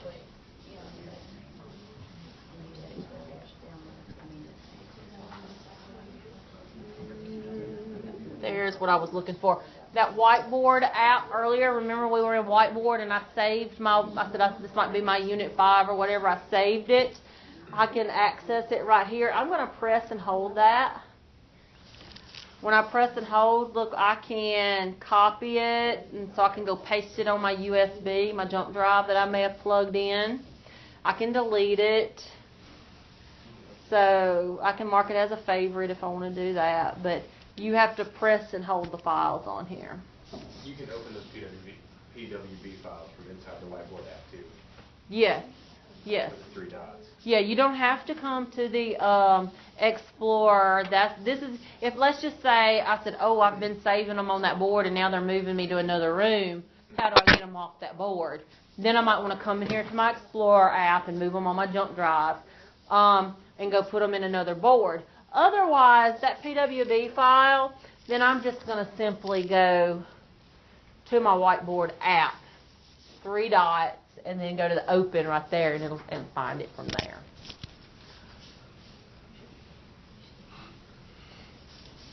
Any other questions? You guys are asking great questions. Okay. I've got one question, and Yes. it's just, for a plug. Let me show you which one, I don't even know what it's called, because I have problems with this. That one right there. Like if I'm plugging in my document, unplugging or plugging in my document camera or plugging in something, and I unhook it, how do I get back to my home? Because I have to turn it off and turn it back on to get back to that. So you are, when you're currently on this, and you want to switch to something else, so you should be Well, no, able. I hit that and I can get on it, but when I'm trying to get off of it to get back onto this. This is it depends on what they have it plugged. I was going to say OPS, but this is not OPS. Y'all have a different version.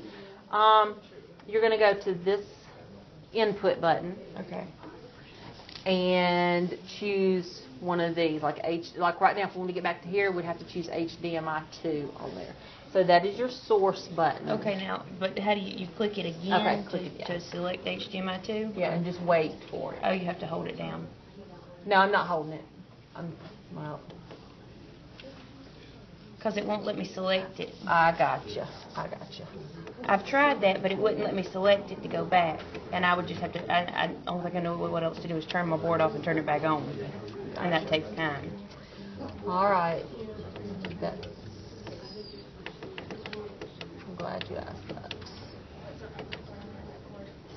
So. See what I'm saying? Yes, ma'am, I do. Because I haven't been able to find a way around it. Has anybody else found how to switch back and forth? Do you have them? Does everybody have this remote? Yes. That's what I tried. I'm just going to bring the remote out. When you use the remote, My document camera hooked up to the TV, and then when I try and go back to that, it won't let me. I have to turn it off and turn it back on. Now, I know there's buttons like the moving HDMI and all that. Yeah. It won't let me select them. when you use the remote, you have the check mark in the middle to press. I'm not doing that then, I guess. You're not using the remote? Use your remote. I'll use my remote then. Yeah. You can do it from the board. You can press it. Right. Got you to press the be- HDMI button, but it's like all of ours are programmed on HDMI 3. So if you press physically on the pen, you press once for HDMI. When that comes up, you click on the board. You have to press there's another button you have to press. Like if you're using your dot cam, and so you've got an image of whatever's under the cam, you can go straight to the board and press the HDMI button until you get to, like ours is on, all of ours are on HDMI 3. And you just press until you get back to HDMI 3. Well, I've done that, but it'll just stay like that. It won't do anything from there. I think you have to press the little button. It takes a little second.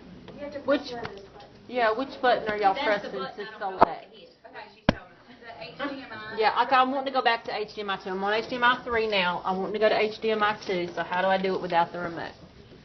The plus button. What button did you hit? Plus The sign. plus button. Okay, I'm gonna write that down, because that's what I need to know. Thanks. Thank you. But I always just use my remote. Yeah. That's what I need to do to get my remote out. One thing that we've run into, Yes. if you have, say, the display is frozen, or the touch is not working, is there a way that you can connect and manipulate basically the hardwire in the settings to get back to where you need to be when you're, without being dependent on touch?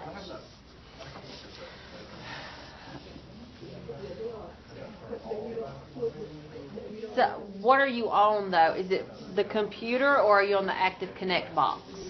The ActivConnect box. The ActivConnect box, the only solution that I've seen on that, they say, is you have to restart that box. Like unplug, replug. I'm sure that's probably what y'all been doing.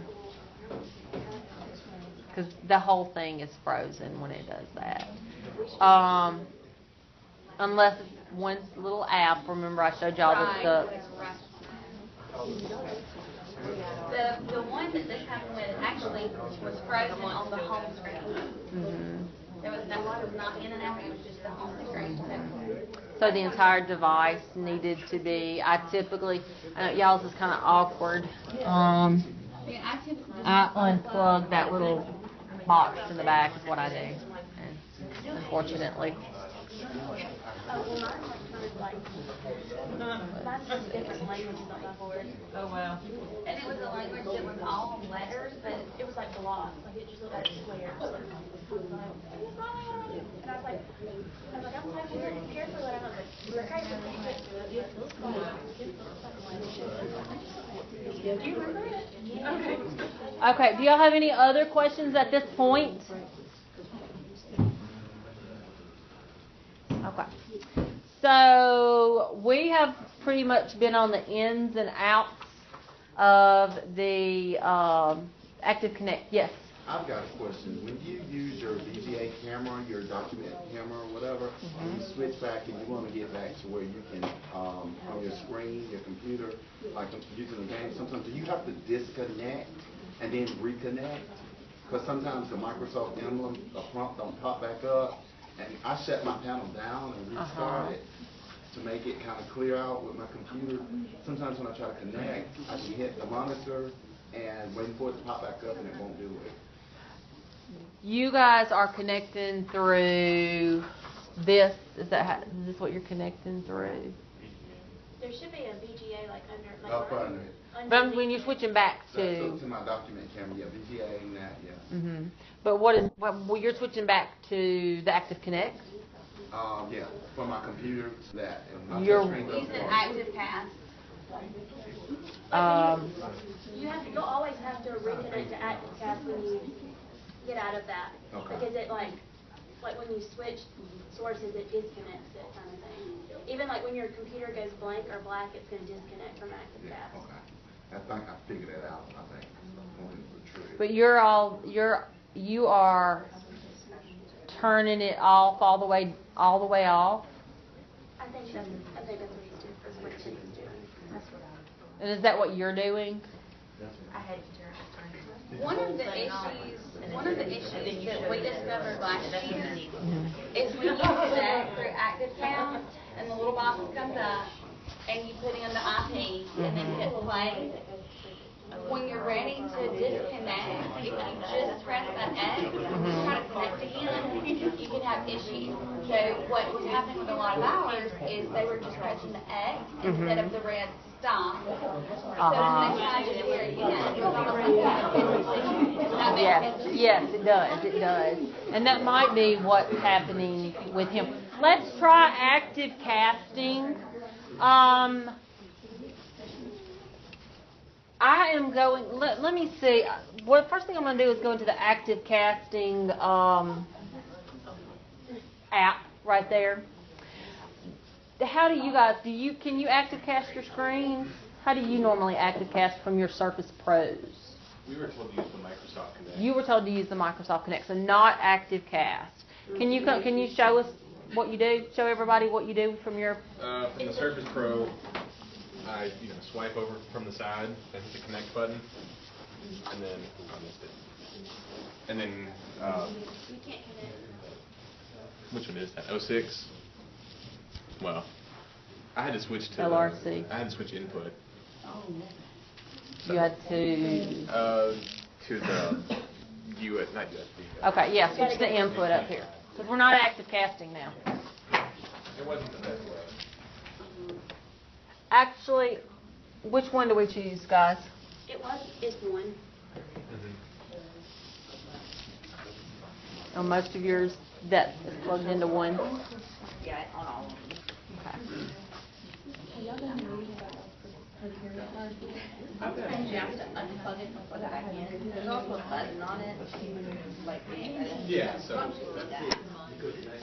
Once you see this, I'm connecting.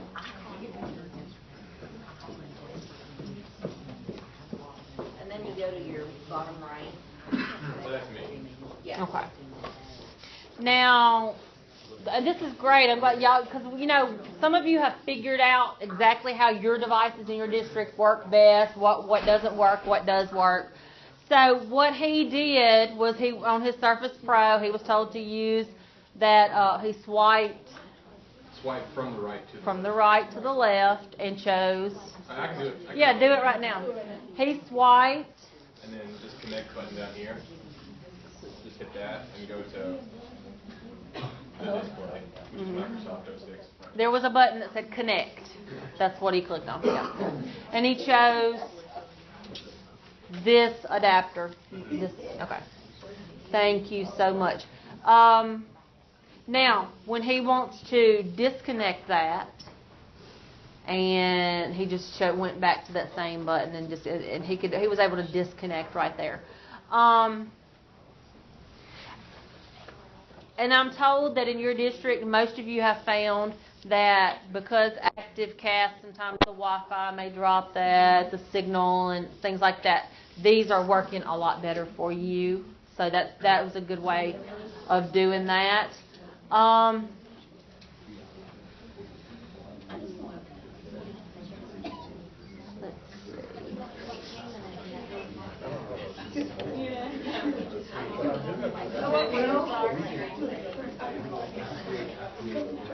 want to make sure that we're covering everything.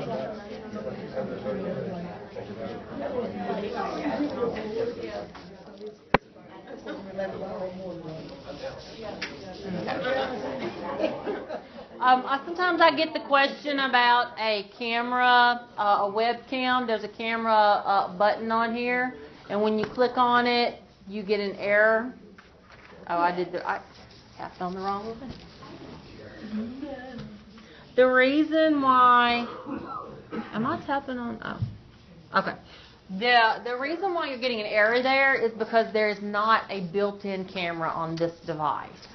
We could purchase a USB camera, like a webcam, but there's not a built-in camera.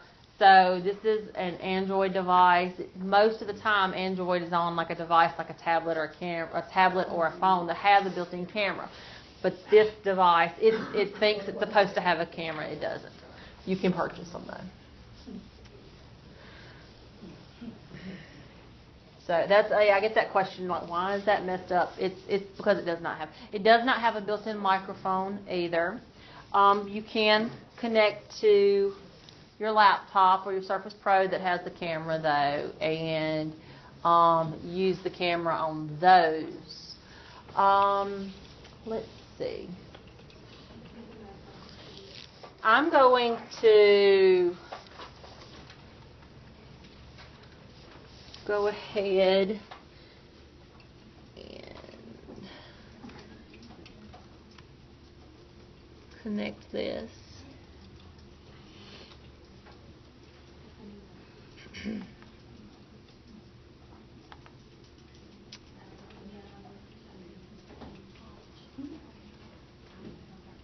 Did y'all say this is EPS 6 up here? It was.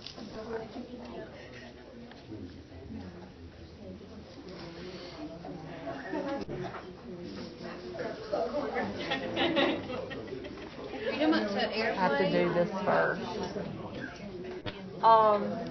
I could be. Y'all's system is getting me. How do I do it from here? To airplay it? Mm-hmm. Do you airplay through ActivCast or through the Microsoft server? Okay. And then it should be the one called, I think it's LRC in the list. Okay. Yeah. What is it? There it is.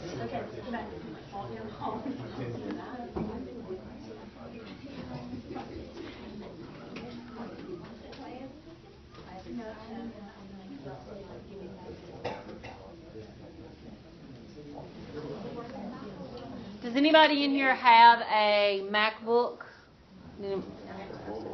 She does. Okay.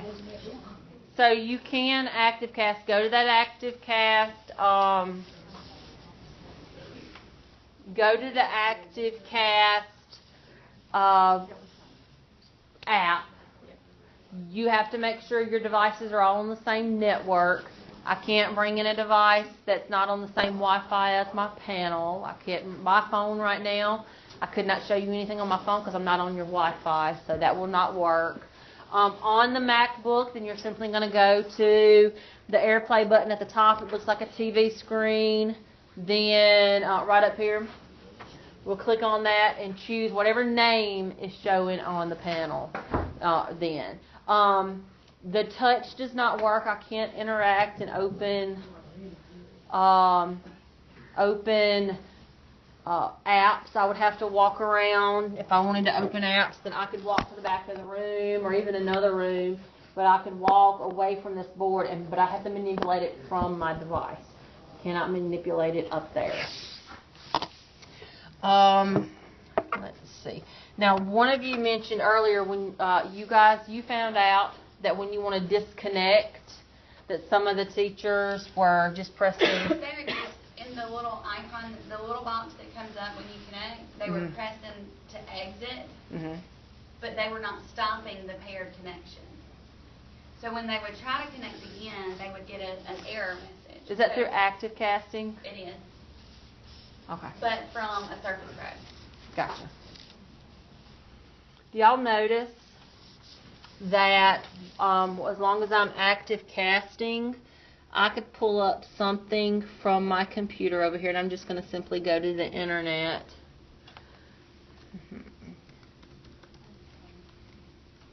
It could be a program you have on your computer, a file on your computer, but I could pull up something from on my computer.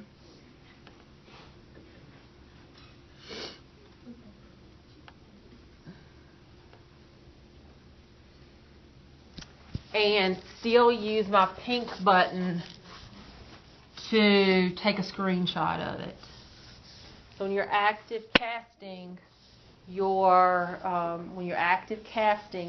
your pink button is still available to take screenshots. So you could, that's how if you're wondering how do I pull up something on my computer and write on top of it, that's when we're active casting, we do our screenshot and then we can write on top of it. Okay.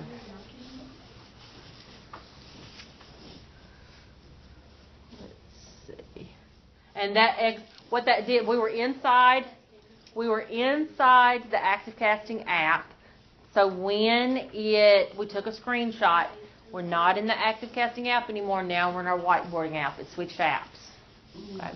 If I want to go back to my ActivCasting app, let's look at that. Now you see it disconnected me. I'm going to have to go back through the process of connecting. Okay. Do y'all have questions about that? Yes. Is there any way to pair without wires and still be able to control the touch from the board? No. The only way to have touch on the board is if we have that touch cable, and it's either connected to that little box in the back we were doing or to the computer. That's the only way.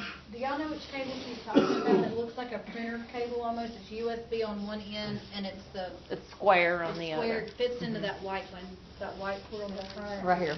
It's called a touch USB cable. It So fits like right right here. now, when she was mirroring earlier, if she had that cable going, then it would have been, my Mac would have been touched, essentially. Are they with all the panels, or? Yeah, they should be. They came with all of them. It's in a little plastic bag with each panel. And it's got that. Look on the back, right side, but yours may be still changed. I wish I could, I keep looking for ours here, but we tried to clean up the cables. So, do you have any other questions? I have a question. Yes. I need to start all over. If you're mirroring, I was wondering what all that was. Now, let's make sure we're listening to the question. if you're mirroring from a device that doesn't have touch, like Mrs. Finn's Mac or a laptop, and you connect that touch cord to the computer, maybe an old PC or something, does that mean that your computer has touch, or what does that mean? So the touch USB cable coincides with the HDMI. So you need to be connected via HDMI So if you have an to show your HDMI screen. output, it would work, maybe? I think it, I think. What would be touch? No, like you can touch, like. This is touch.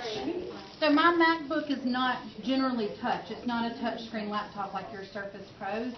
But when she was mirroring, if we also had that touch cable going from here to my computer, then up here I could double tap icons and stuff on my, it would make my big Mac screen up here would become touch. Okay, I got it. Yes. So you would have touch in here.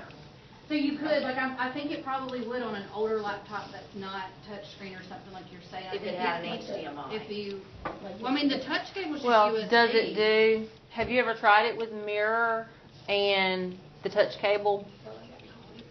That I don't know. I've never tried mirroring and touch cable. It's always been paired with either VGA or HDMI or display. But all of our older laptops would have VGA.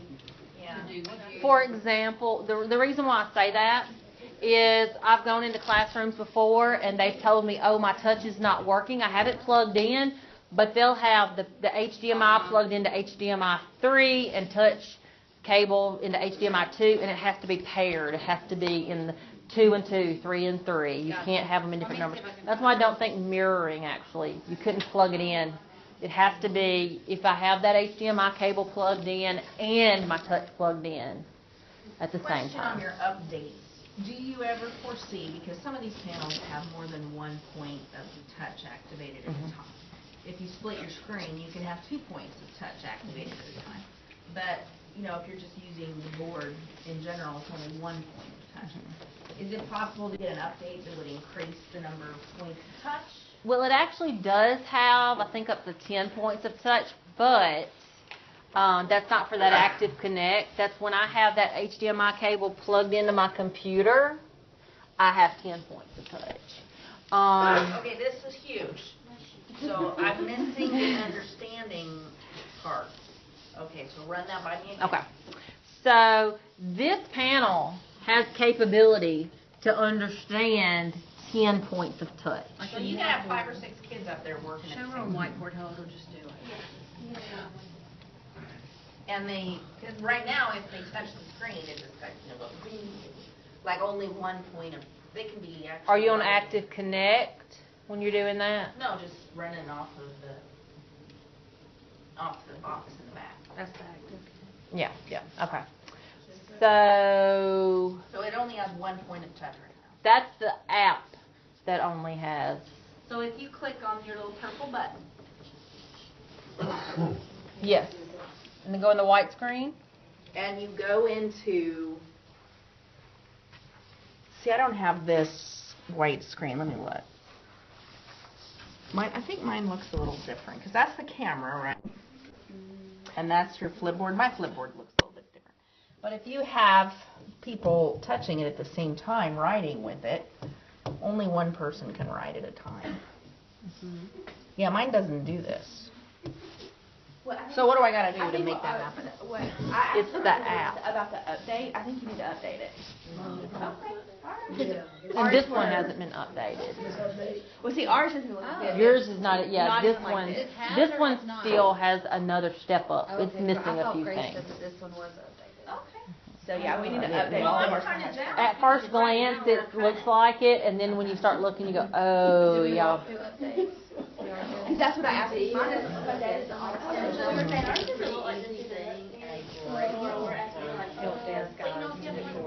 Perfect. I did show them how to do it if they're anxious and want to get back and do it. Now, I did mention to a few people, if you update it and you start noticing some things are not working right, like apps crashing, I've found 2 that have done that after the update. And we have figured out that you don't need to do an online update, you need to do a local update with a jump drive. Grace was talking about putting in the update on, and USBs to do that for help desk. I gave them about her USBs to do that. So that's probably the better. She's trying to get you to avoid having those problems then. So some people do the online update and there's no issues. It's perfect. can you show us how to get that update? Where we can put it on a thumb drive? And before she does that, yeah, that's fine. But before she does that, guys, if you are, kind of like she said, if you are just anxious when you get back and you want to go ahead and have your board updated and do the steps she showed you, I don't think there's any problem with that. Just know there's a chance from the online update there could be a glitch with it. But like Mr. McCamey and I have already organized kind of a game plan to have the help desk kids come around with the update on a thumb drive and do that to all of the panels. So if you want to hold off and wait, hold off and wait. If you want it now and you're gung ho and ready to hit the ground running, that's Remember fine that too. setting, that update. But we do have yeah. a plan in place to get everybody taken care of. It just takes a little time for us to physically touch every classroom. At the high school, Mr. Hawkins wants us to turn this training around, like, isn't it Monday? Like, when we come back from Thanksgiving. And so I kind of like, we gotta at least have the one we're showing people up to. Right. So you can click the update and do the online, but like she said, we have run into a few that it made a glitch, and you ended up having to do local update instead. Local update means it's pulling from a jump drive, the update.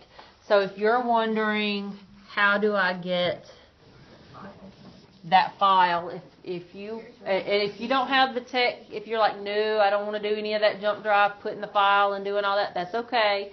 I'm just gonna I'll show you. This part you could do from the laptop, right? Like yes. So this is the important part. If you are the type of person you're like, I want that update on a jump drive, I'll do it myself. I have my own jump drive. It has to be a clean jump drive that has nothing else on it. You don't do this from the panel. You go to a computer or a laptop, and you go online and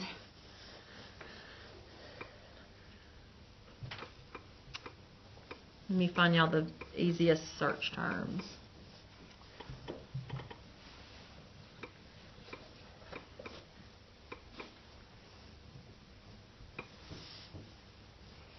It's probably on your support page. Yeah, it's on Promethean World.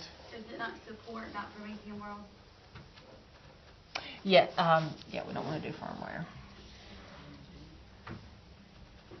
If Laurel knows, I can talk to her.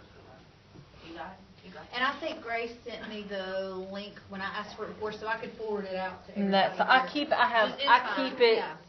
Yeah. That's fine. I can send that out to everybody just on the off chance. That'll be great. That way we make sure you're getting the exact one you need. That would be great. I was going to try to Google. I tried to Google it and see if it was going to come up top results, but I'm not seeing the top results. So, okay. I did find a touch cable. Awesome. So if you're wondering about touch, what we're talking about, remember I said if you connect a computer, if you want to have this to still have touch, and you'll be able to touch your computer screen up here, you have to have the touch USB. So on one end, it looks like it's a square. It looks like a printer cable if you're familiar with those. And on the other end, it's a plain USB cable. So it goes into the USB port on your computer. Now,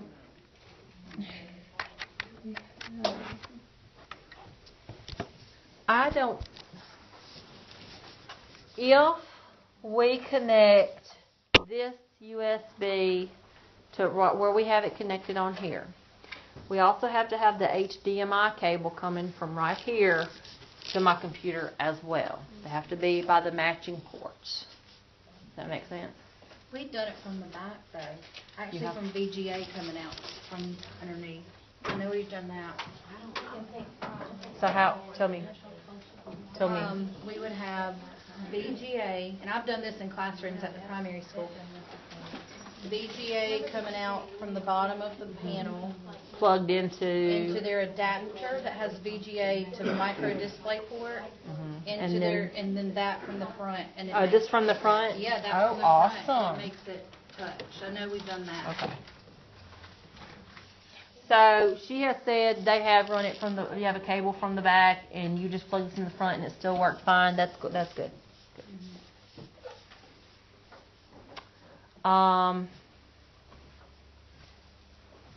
This is what Works Touch. We got to make sure everybody understands that. This is what Works Touch. If you don't have this, you can't have. And when I say it works touch, what I'm saying is I can have my computer screen up here and then don't even walk over to my computer. I can manipulate my computer from up here. That's what I'm talking about touch. There's also a touch board in the back. Because I know when one of ours had an issue with the touch, and so we ended up Yes, having to it has completely multiple. restart. But what was funny is when someone came to help, they looked at the front and they said, "Oh, your touch isn't plugged in." I was like, "No, it's not in the front. It's plugged in the back." Right. So, yeah, you have multiple ports. I know it's kind of awkward when they're mounted. It's a lot easier to see when they're when on the roll around kind. By the way, don't you have do you say you had some you could roll around and share? That's another tip that I can give you. If you're wondering about the ports, like where was this supposed to be plugged in or whatever, if you're wondering, if you say, I wish I could see those ports, go to one of the ones that's on a roll around stand and take a good look at it so you know where those ports are located before you start trying to plug things in on yours. Okay? Because I do not suggest like just randomly unplugging and plugging things.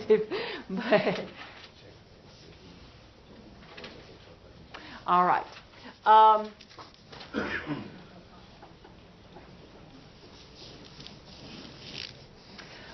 Before we end, I just want to let y'all practice just a little bit. Okay, we're gonna do. I know y'all hate volunteering, but we're gonna do just a little bit of practice, and then we're gonna end. Okay, we're almost there. So, can I get a volunteer to come up here? Are you gonna walk us through what we're doing? Sure, I will help you. Come on. So what I want you to do is go to... Forgetting, I done forgot, I'm old. Well, I want you to go to the whiteboard and get us a new blank whiteboard.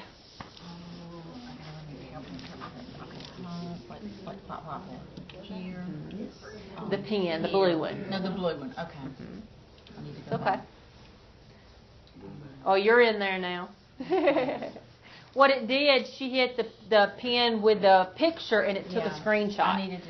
But that's okay. You're in the whiteboard space now. So now we want a new blank one. She needs to go to the 3 dots. 3 dots. Yeah, and then you go to New at the very top. There. There we go. I want to write something. I want you to change to lined paper over a black background. Okay, that was. We want lined paper. So I heard somebody say hashtag paper. And I want. Yeah, it disappears before I can think about it. And I want lines. Very good. Good job. Thank you. Now, yes, I want you to write something. She's excited. I want to write some pretty good. Okay, and that's too fat. That's okay. Can you make the lines like further apart from each other? I need a skinnier pencil because that's too fat. Stretch it. Yeah, the pinch and zoom.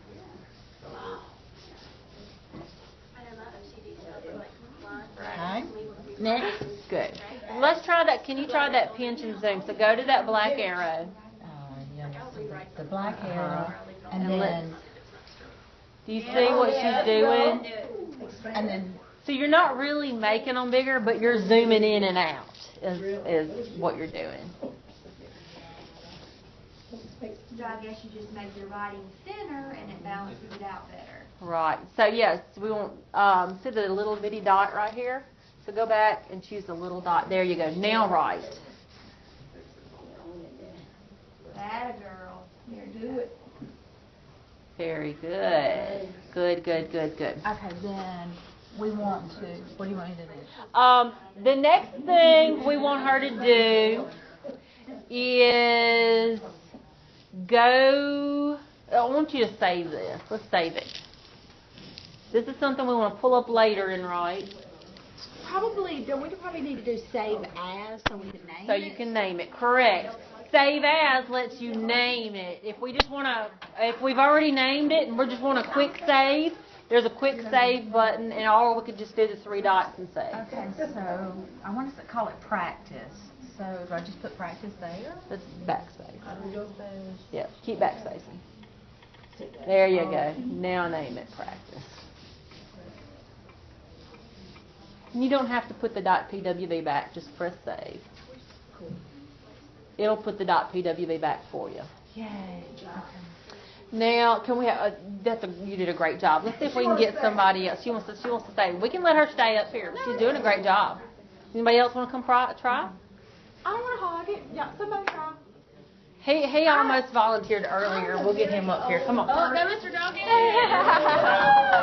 See, here's the thing with me. I'm an old person that has to, I learn best by doing. Yeah. I can sit here and watch, but for me to really retain it, I have to get up and do it. We want you to go find us a picture of a... We will give you some We need a picture of an elephant. So you need to go home, pink button, home. And we need to go on the internet. So that's that big ball.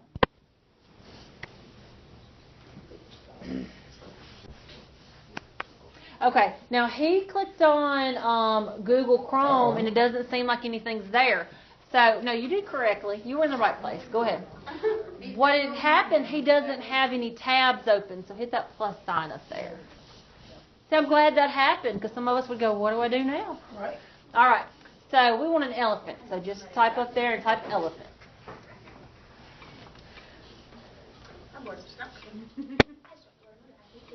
There you go.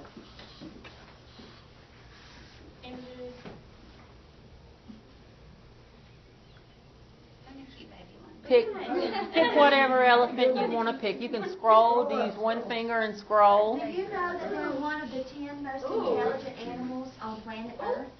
I didn't know. I love elephants. Well, they always talk about the memory of an elephant. And their emotions. So choose one. Just tap on the one you choose. With the baby. Now, how's he going to save it to the device? Press and hold. Just us following her around. He's got his elephant up there. Yay! But I want it small. I want it about right here. So we're going to do 2 fingers. Move it over. Pinch and move. There you go. And then just drag over your one. There you go. When you're connected, it shows you. Good job. I had no idea. Because we still had it on 10. Good job. Good job. Thank you so much. Sit down now. That was the best timing, wasn't it? And you have it on video over here.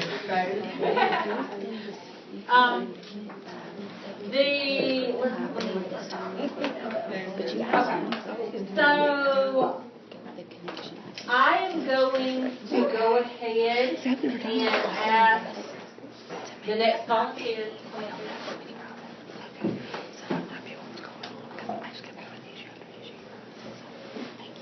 Thank you.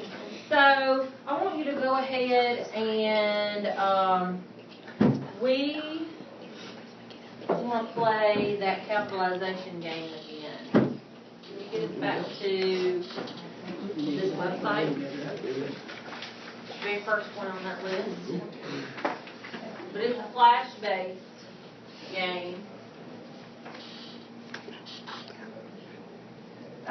She found the Puffin browser. Those flash-based games, we do not want to go into Google Chrome. We want to go into Puffin.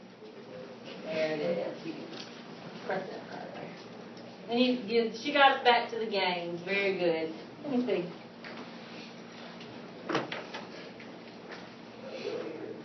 Okay. Color our turkey for us. Turkey. Okay, now this is a website, right? You just go to the website. This is just simply a website. Got lots of little games. Now, the reason why I brought it back up is to remind you, Google Chrome won't do it. We have to go into that. Oh, you're awesome. It's okay.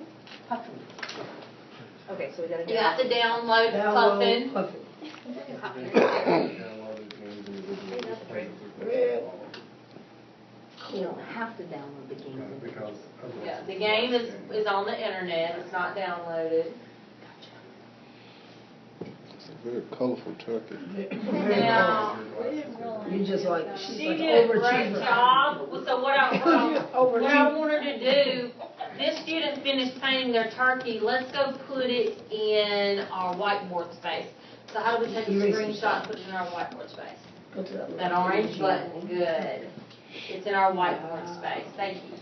Can you I crop, do. can you crop, I'm sorry, can you crop those out once they get in there so you can like get rid of all that? No, unfortunately, I wish you could as well, because if we try selecting it, that black arrow, you can just delete it.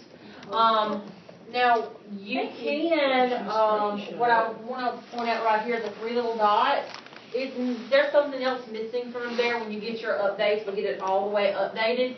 There's an option under the 3 dots to save as a PDF.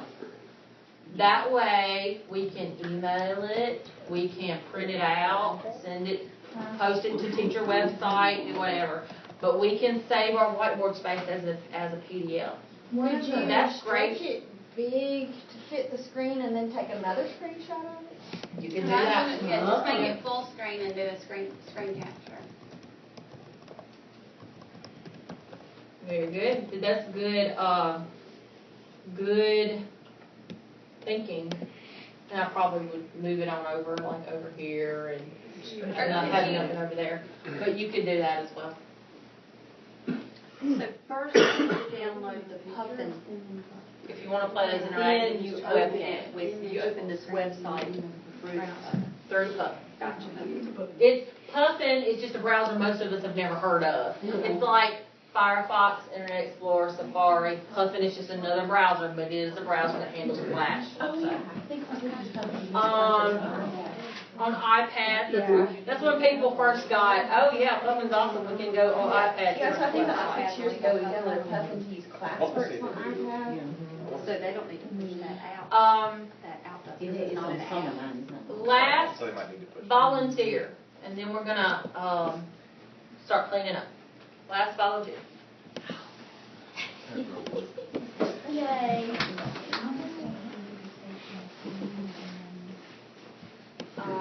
We want you to show us how to change that. Let's go home. Change the bubbles. See the bubbles? It was circled and I made them like that. How do we change that? Press and hold. Press and hold. Press.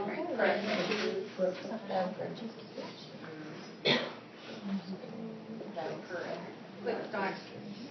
When you're right up here on it, it's harder to see it. To scroll down, scroll. There you go. Yeah, well, see, there's all the different. Oh, they're under there. They're under there. Bubbles. Right? Yeah. Yep.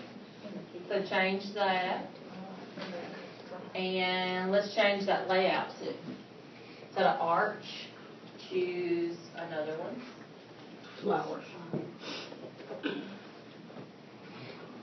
Now, let's go back home. No, it was not honeycomb already. Honeycomb, put them all right there together, so they're more scattered out. Very good. Thank you. Good job. All right. So don't forget that about switching users. If you share a classroom with someone, you can add different users on here. Don't forget the notifications at the top. We can swipe down and see what our activity. That's also where you can eject jump drives right on there if you put in a jump drive too. Okay. I am going to ask that you look on your handouts.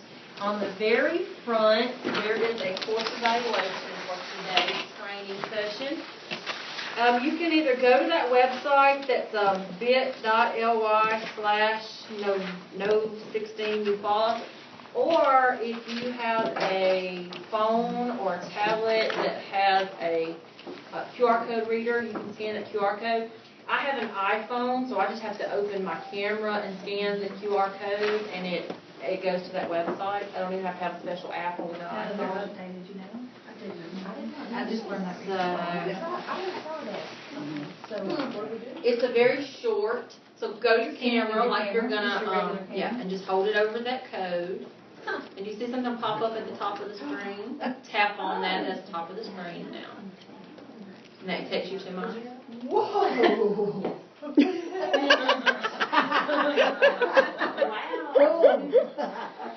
Am I the only one that didn't know that was a new from the up I only barely learned it. Never learned.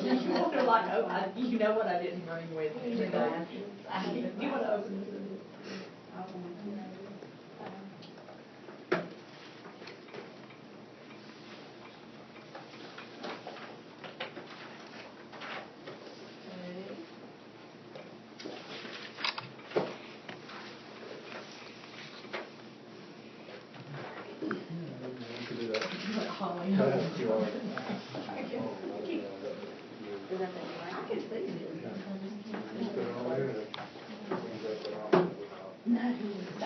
I doubt that mine will do